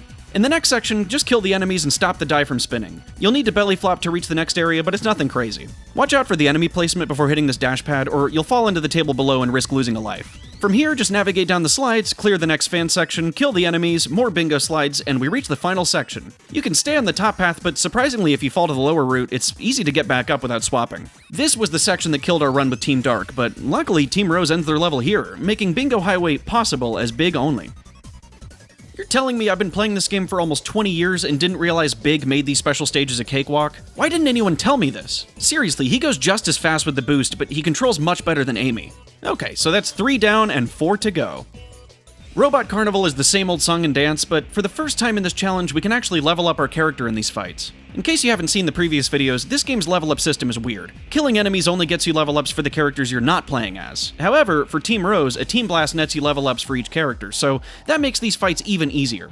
Not to mention that for Rose, they throw fewer and easier enemies your way. Also, what the hell, Eggman? With Team Dark, it was weird enough calling them boys, but I'm shocked Amy didn't smack him for this. Alrighty, Big. As much as I love you, there's a tornado pole that we need Amy for, so we have to go with her for Rail Canyon. This level's pretty much the same as with the other teams, just grinding down the rails and occasionally stopping for combat and platforming. After the mandatory tornado pole, there's a little bit of tricky platforming, but nothing crazy. After this long stretch of rails, we reach the end of the level. Wow, I even padded out the script here, and still that's all I could talk about. Rail Canyon's so short and easy here that you might actually not swap characters anyway. Bullet Station might not let us off the hook so easy, though. Of course, we need Big to get the key, but we also need him to destroy the engine core and the train segments. He's kind of our only hope for this level, so let's see how tough it'll be. Team Rose actually starts us at Team Dark section, which is kind of strange, but also super helpful. The stage doesn't really throw any major roadblocks your way until about halfway through with Team Sonic, so the earlier start might actually mean the level ends before it becomes impossible. However, we still have to make this super tricky jump with Big. It was pretty difficult with Omega, but Big just can't seem to get enough distance normally. Luckily, we learned from Seagate that there's 2 ways to speed him up. You could use a Team Blast to get speed shoes that would easily scale the gap, or abuse the belly flop hover trick that sends you flying. Either way, this gap is possible and we can move on. Once you're in the cannon room, just grab the key and... okay, don't grab the key. Yeah, next time just smash the crate open, because the belly flop activates the cannon for some reason. Getting to Team Sonic's starting section, there's another key in this door, so we won't have to restart the level. Just belly flop up to the platform and make your way to the train section. Destroy the core and head to the next set of rails. Just jump off early to reach the top of this platform and... oh my god, these levels are short. I know people complain about Heroes levels being too long, but this is a little too much. I'm thankful though, as it makes the challenge much less difficult. If we keep up this pace, not only will Team Rose be the first team to beat the game entirely without swapping, but also might get us all 7 emeralds. Yoink! That's 4 down, 3 to go. Smash 'em, smash 'em, smash 'em. Oh hey, an A rank. I have to find Froggy. Yes, Big, we know. If there's a single level that justified this being a Big the Cat video, it's Frog Forest. While this level contains flowers that can only be activated by the speed character, there are also platforming sections that simply can't be passed with Amy or Espio's moveset. Now, with Team Chaotix, Charmy's flight reset glitch allowed us to fly slowly over these sections of the level. So how does Big the Cat factor into this? Well, if you remember Bullet Station from the Chaotix video, there's a trick I attempted with Vector's belly flop. At certain angles, you can jump off of ramps or loops to perform infinite belly flops. This works by pressing B to belly flop, holding B, pressing A to glide cancel, and repeating those inputs with specific timing to keep the chain going. Rotate these inputs properly and you can not only keep the belly flop going, but your position won't reset, allowing you to keep the angle you jump from and skip huge chunks of the level. This trick didn't work in Bullet Station because you can't change direction left or right much. You can change your orientation to move higher or lower, but turning a full 90 degrees wouldn't be possible. Frog Forest, thankfully, is a pretty straightforward level, so if we start the trick from the top of this loop, we can fly all the way to the goal ring. There's a lot of things I know how to do in Heroes, but this trick always gave me trouble. I attempted this for over an hour, and only 3 of my attempts worked well enough to reach the end of the level. Unfortunately, the first 2 times I made it, I messed up the landing and couldn't reach the goal. One of them had me missing the platform entirely. Finally, I got it just right and landed close enough to hit the goal ring. This trick is not only really difficult to get right, but you also need a very lucky setup, usually needing a loop or vertical ramp facing the right way, so hopefully we won't have to perform this trick again in a later level. And I said hopefully. But I want to give a huge shout out to one of my viewers who managed to skip the platforming section with Amy in this level. I said it couldn't be done, and they proved me wrong. I have a clip of me doing it. I would love to see that. Yeah, if you could get that uploaded, I would kill to see that. Level up! Here we go! Yeah! You can jump out of the air like that? What? So if she's in her hammer swing, kind of like with Sonic's kick, you can jump out of midair? I didn't know that. Somehow, using a Team Blast to get speed shoes, they managed to jump out of Amy's hammer swing midair and then use the hover trick I mentioned in Casino Park, using one hammer swing, performing the tornado, and then a second hammer swing to just barely make it to the next area. I'd just like to know where all these skilled Heroes players have been hiding all these years. I was feeling pretty damn confident after the success of Frog Forest and how easy the previous Emeralds were, but Lost Jungle was sure to put me in my place. We weren't able to beat this level with the power character in the other team, so in order to get the Emerald, it's looking like we gotta stick with Big for this one. If you jump from the curve on the rail in the beginning, you can reach the upper vine and get past the bottom section. Going up the side of this tree, there's some really tricky jumps. A belly flop should get you up to this platform, but you'll have to time another belly flop to hit this spiked enemy to reach the dash ring. It didn't take long before we hit a major roadblock. This next section is just too high for us to have a chance of reaching normally. I'll keep it brief, but I spent 2 hours messing around with this section, using a Team Blast for the speed shoes, attempting a really precise maneuver with the belly flop and glide, and trying to abuse the collision on this tree to get higher. Here's my best attempt. We actually made it to the next section, but this is where it seemed impossible. While there is collision on this flight sign, Big can't belly flop on it. Sometimes you can make it work if it's placed against a wall, but sometimes it's just impossible. There's not a single part of this tree that has the right collision to push you higher either. It really looks like we were done here. There's nowhere to perform the belly flop skip like in Frog Forest, and nowhere to perform a super glide to climb the tree.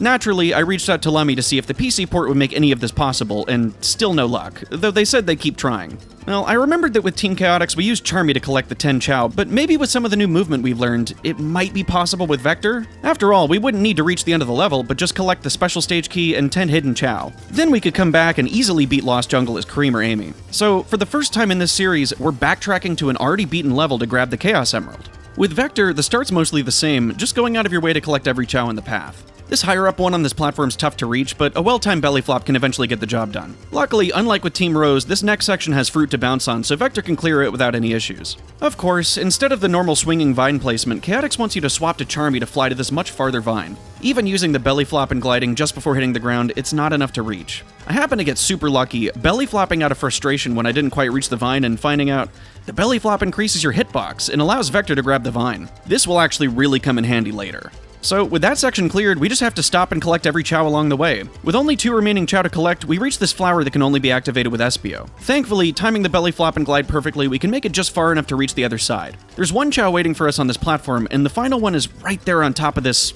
ledge. Well, I spent a very long time trying to get this height with the belly flop and just barely falling short. These platforms tilt up if your teammates are standing on them, so I tried using the incline for some added height and it still didn't cut it. I also wasn't able to bounce off this flight formation sign despite so many attempts. It really looked hopeless until I realized, oh crap, I missed a Chao. At the beginning of this section, there's a Chao floating up on this plant. A platform spawns for you to fly up to and reach the collectible. Well, Vector can't reach this platform, but if we're able to get here without activating the frog, the Chao might be reachable. So trying all this again and collecting the key, we avoid being spotted by the frog and use the belly flop to get as high as we can. This still isn't high enough to grab the Chao, but remembering that the belly flop increases the size of your hitbox, we try it again and just barely collect it. That means we can collect the key and all 10 Chao with Vector only. The Chaos Emerald is just another cakewalk, and now we just have to beat Lost Jungle with Cream. She's been getting no attention in this run, so let's let her have this one. Not much challenge to talk about here, but what the hell is with this dash pad? For some reason, it's super finicky in flight formation. My guess is Big's hitbox is too big, which messes up a lot of elements in this game. It makes it difficult to hit the goal ring. What? What was that? It makes a lot of the elements bug out. This is confirmed when losing Big from the totem pole made the ramp work just fine. Just fly over this gap where the flower is, and it's a straight shot through the stage. Team blast the armored enemy and make your way down to the goal ring, making Lost Jungle and the Emerald possible for this challenge. If only we completed the stage as Big. Well, turns out while I was recording all this for Lost Jungle, Lummy was hard at work finding a way to reach the end with Big. Turns out, at the start, you can backtrack to get a super glide from the vine and reach the loop from Team Sonic's version of the stage. Then, because of the loop, you can skip the entire tree climbing section, and about half the entire level. From there, just progress as normal. You'll have to use the same trick we used in Team Chaotix to cross this gap with the flower. After that, it's just a matter of killing the huge enemy again and running down to the goal, making Lost Jungle not only possible with Vector, but Big the Cat as well. Sorry, Cream. As a nice break from the mayhem, let's show off the funny belly flop glitch in these team fights. Just belly flop right where the other team spawns and pause 1 frame before hitting the ground, and then restart the fight. Your attack carries over into the next fight, instantly taking the other team out. Somehow, that still wasn't my fastest time in this fight, so that shows you just how broken this trick is. Ah, Big Castle. A level where Big can big the castle big side down and big his way to the big ring. I'll say, I had more trouble with this drop than I should have. You have to glide and aim yourself to hit the altar, but the camera angle and random perspective shift makes it difficult to know where to aim. You won't be able to reach it with just a belly flop if you fall to the bottom, so you've got one chance. After that, the level's a breeze. Just flip the panel in the next room to reach the top of the castle, flop your way down to the next altar, and finally, jump and glide your way past most of the lower platforming section. From there, you just need to kill the enemies and jump on this platform to nab the goal ring, making Big Castle biggable as big only.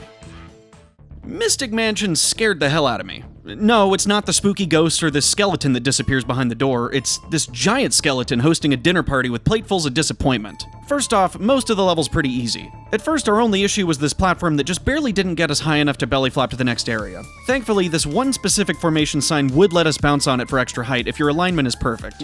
Wait, what? I bounced off the fly sign! Whoa!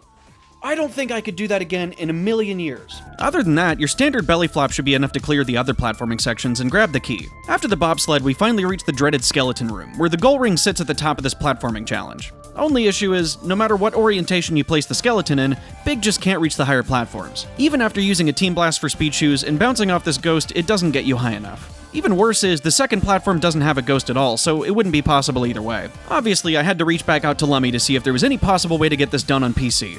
I tried abusing the collision on the skeleton's arms, and it just ended up shooting me down to the abyss. Luckily, because Lummy uses the PC port, collision's even more buggy than on console. While belly flopping down onto these arms just sent us directly into the underworld, if we orient the statue where the arms are lifted, we can use the same belly flop glide momentum trick to carry our speed into the arm, sending us upwards high enough to reach this platform with the enemy. A belly flop on its head will grant us the extra height we need to reach the spiderweb railing and make our way to the goal, making Mystic Mansion possible as Big only. I gotta say, working with Lummy to prove that teamwork is overrated has been an absolute blast. This challenge just would not have been possible without their help, and it really proves that in order to beat Sonic Heroes without teamwork, you'll benefit greatly from teaming up with other talented people. Being able to beat Mystic Mansion as Big means the key to collect the emerald can be grabbed, meaning we just have one emerald left and we can face off against Metal Overlord without a single character swap. Let's just hope the last two levels go as easy on us. But first... While Robot Storm violated me every which way in Team Dark's playthrough, with Team Rose it's the polar opposite. I was so used to there being a cannon in this boss that prevented us from using the power formation that I went into this with Amy. Turns out that cannon isn't even in this version of the fight. This fight is half as long as the other teams, and the enemies are much easier, and again, you can level yourself up with a Team Blast. So, yeah, it's easy. And yet again, Eggman, who this game's manual claims to be a feminist, calls this predominantly female team boys. I guess technically this is Metal Sonic, but still it's Eggman's programming. Either way, I'll be sure this team gets payback if we get to the final boss. Okay, Egg Fleet, do your worst. Wait, I didn't mean it! The beginning of the stage can't be beat with Amy, as there's no way to scale this gliding section. With Big, you're stopped immediately once you reach the propeller segments. Remember the infinite belly flop glitch we used to clear Frog Forest? Well, technically you can use it here too. I spent an eternity trying to replicate it myself, but I think I finally met my match. Lummy and I both spent ages trying to recreate this belly flop skip off the side of this fan, and it seemed hopeless. We knew the level was technically possible, as speedrunning veteran Darkspine Sonic actually accomplished this skip over, my god, 11 years ago? Where's the time gone? Darkspine is a real hero, because without their speedruns, I would have never learned about Big's belly flop glitch, and wouldn't imagine in a million years you could use it in Egg Fleet. While I wasn't skilled enough to pull this off, Lummy, through sheer dedication, managed to send me this.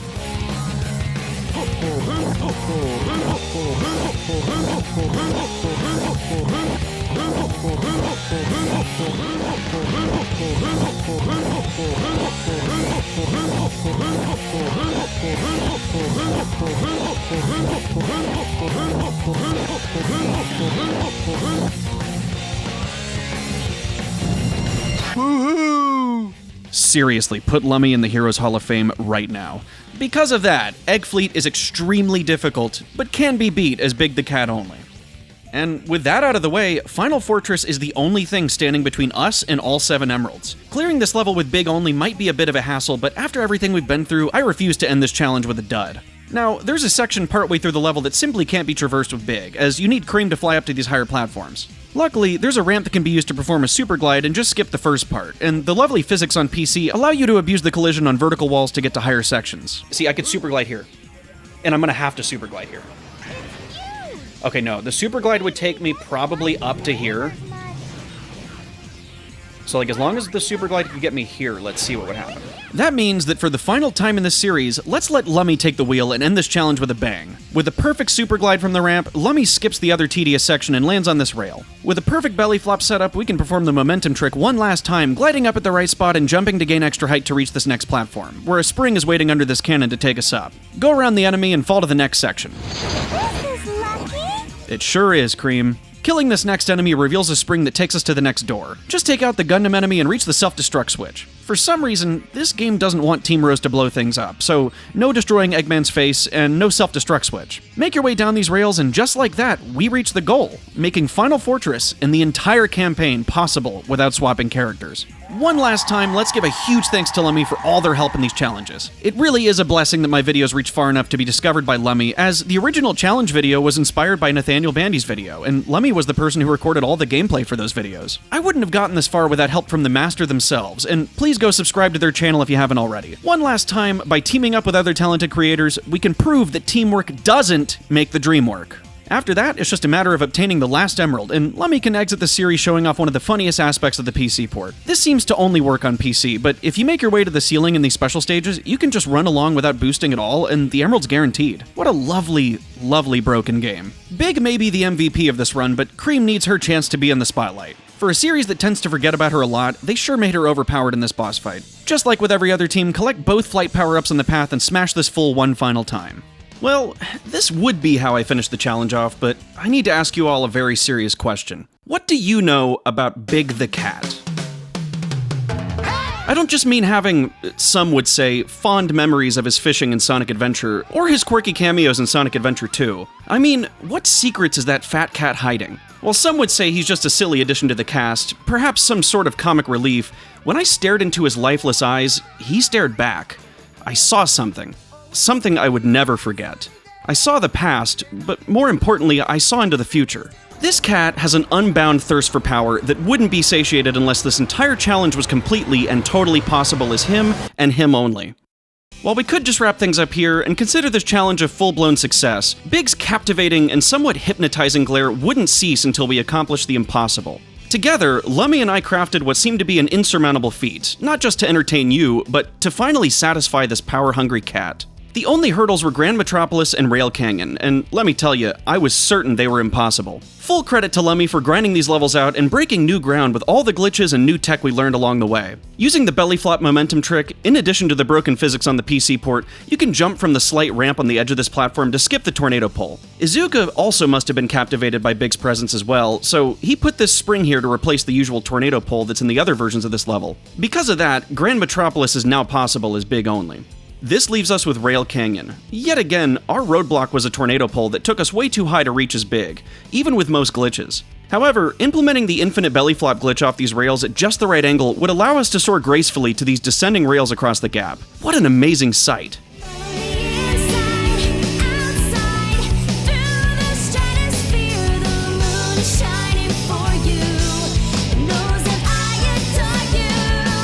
Because of that, it's just a straight shot down the rails to the goal ring, making Rail Canyon, and by extension, the entire campaign, possible as Big the Cat. While every campaign in this challenge ran into at least one hurdle, making it impossible to complete, Team Rose was not only the first to be 100% beatable without swapping characters, but completely possible as just one character the whole way through. Not only that, but we managed to get every single Chaos Emerald, meaning our job isn't done just yet. Where all seemed hopeless, and I almost had to admit that teamwork really does make the world a better place, Team Rose came back to show me the light. With this campaign being a complete success, I can honestly say with full confidence that the superpower of teamwork is overrated. Hell, I bet we can take down Metal Overlord without swapping a single time. Without wasting any more time, let's finish this thing. So, what's the gimmick with Metal?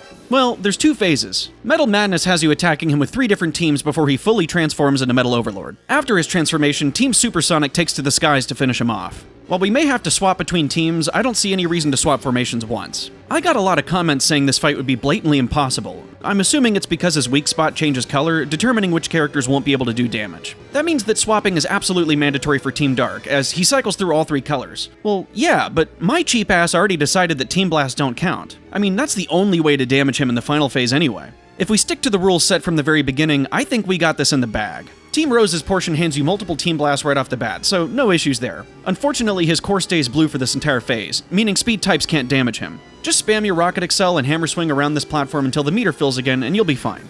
With the Chaotix, it's a bit harder, as you'll have to watch for these missiles that trap your character and force you to swap. Just jump around them until they disappear. This phase doesn't actually turn blue once, so if you level up SBO, he can handle it pretty easily. Just keep homing attacking him when the coast is clear, and use a Team Blast when needed. Team Dark's portion has the weak spot swapping between all 3 colors, so you'll need to level up Shadow to attack when the core is red or yellow, and build a Team Blast once it turns blue. Again, steer clear of the ice crystals that trap you, and just patiently chip away at him until he's done. Whatever you do, either end this section with a Team Blast or wait until his arm is completely out of the way. If you do the final hit with Shadow when his arm is out, you'll get hit and die before this fight ends. This happened to me multiple times. And that just leaves us with the final showdown. We started this series with Sonic only, and we're gonna end it that way. The only things to watch out for are, again, the ice crystals and the rings counting down. Because 2 of his attacks are meant for the other characters, you'll need to be careful as Sonic. At first, just Rocket Excel into his ice crystals, helping to fill the meter super fast. He'll shoot these spears that are meant for Tails' Thunder Shoot, but you can jump and perform the light speed attack with Sonic to take some of them out. I think it's neat that Sonic has the light speed attack by default in his super form. You'll have to dodge the Egg Fleet ships when he throws them at you, since only Knuckles can break them. Rinse, repeat, and Team Blast as soon as the meter's full. Go out of your way to collect as many rings as possible so you don't run out and have to start over. After 5 Team Blasts, Metal Overlord is finished, making this entire video, finally, a complete success. Not a single character swap was needed to beat Team Rose, collect the emeralds, or even take down the final boss. This was a huge shock to me, as after Team Dark's run, I wasn't feeling too confident. But with Team Rose's shorter levels, Big's plethora of movement options and glitches, and Lummy's expertise, we cracked this game wide open. So, after all that, let's tally the final results. Future Nask here, and it's no surprise I didn't have to chime in at all for Team Rose. Not only were their stages a cakewalk, but so much so that we beat the entire story as Big the Cat, Chaos Emeralds and all. Metal Sonic was no match for the power of button spamming, as we took on the final challenge without a single character swap. With this stunning success, all 14 levels and all boss fights, including the final boss, were possible without swapping characters. Let's take a look at the final results, shall we? With Team Sonic, 13 out of 14 levels and all boss fights were possible, using Sonic 12 times, Knuckles 5 times, and Tails only 3 times. With Team Chaotix, 13 out of 14 levels and all boss fights were possible, using SBO twice, Vector 6 times, and Charmy a total of 12 times. With Team Dark, 12 out of the 14 stages and all boss fights were possible, using Shadow 12 times, Rouge 4 times, and Omega 3 times. And with Team Rose, all 14 levels and all boss fights were possible, using Amy 0 times, Cream also 0 times, and Big the Cat a staggering 21 times. The Chaos Emeralds were all collected with Big, and Metal Sonic was defeated using Amy, SBO, Shadow, and Sonic only, meaning that 52 out of the 56 total levels were possible without the dreaded superpower of teamwork, proving, in what I consider a definitive victory, that teamwork doesn't make the dream work. What better way to prove this theory true than by teaming up with the amazingly talented Lummy and by listening to all the feedback from you amazing people at home. Thank you guys so much for making it to the end and being part of this amazing journey through the Teamless Challenge. Without the amazing support from you guys, I may have never turned this one-off challenge with Team Sonic into the full-blown series it's become. These challenges may have tested my patience in ways I didn't think possible for this game, but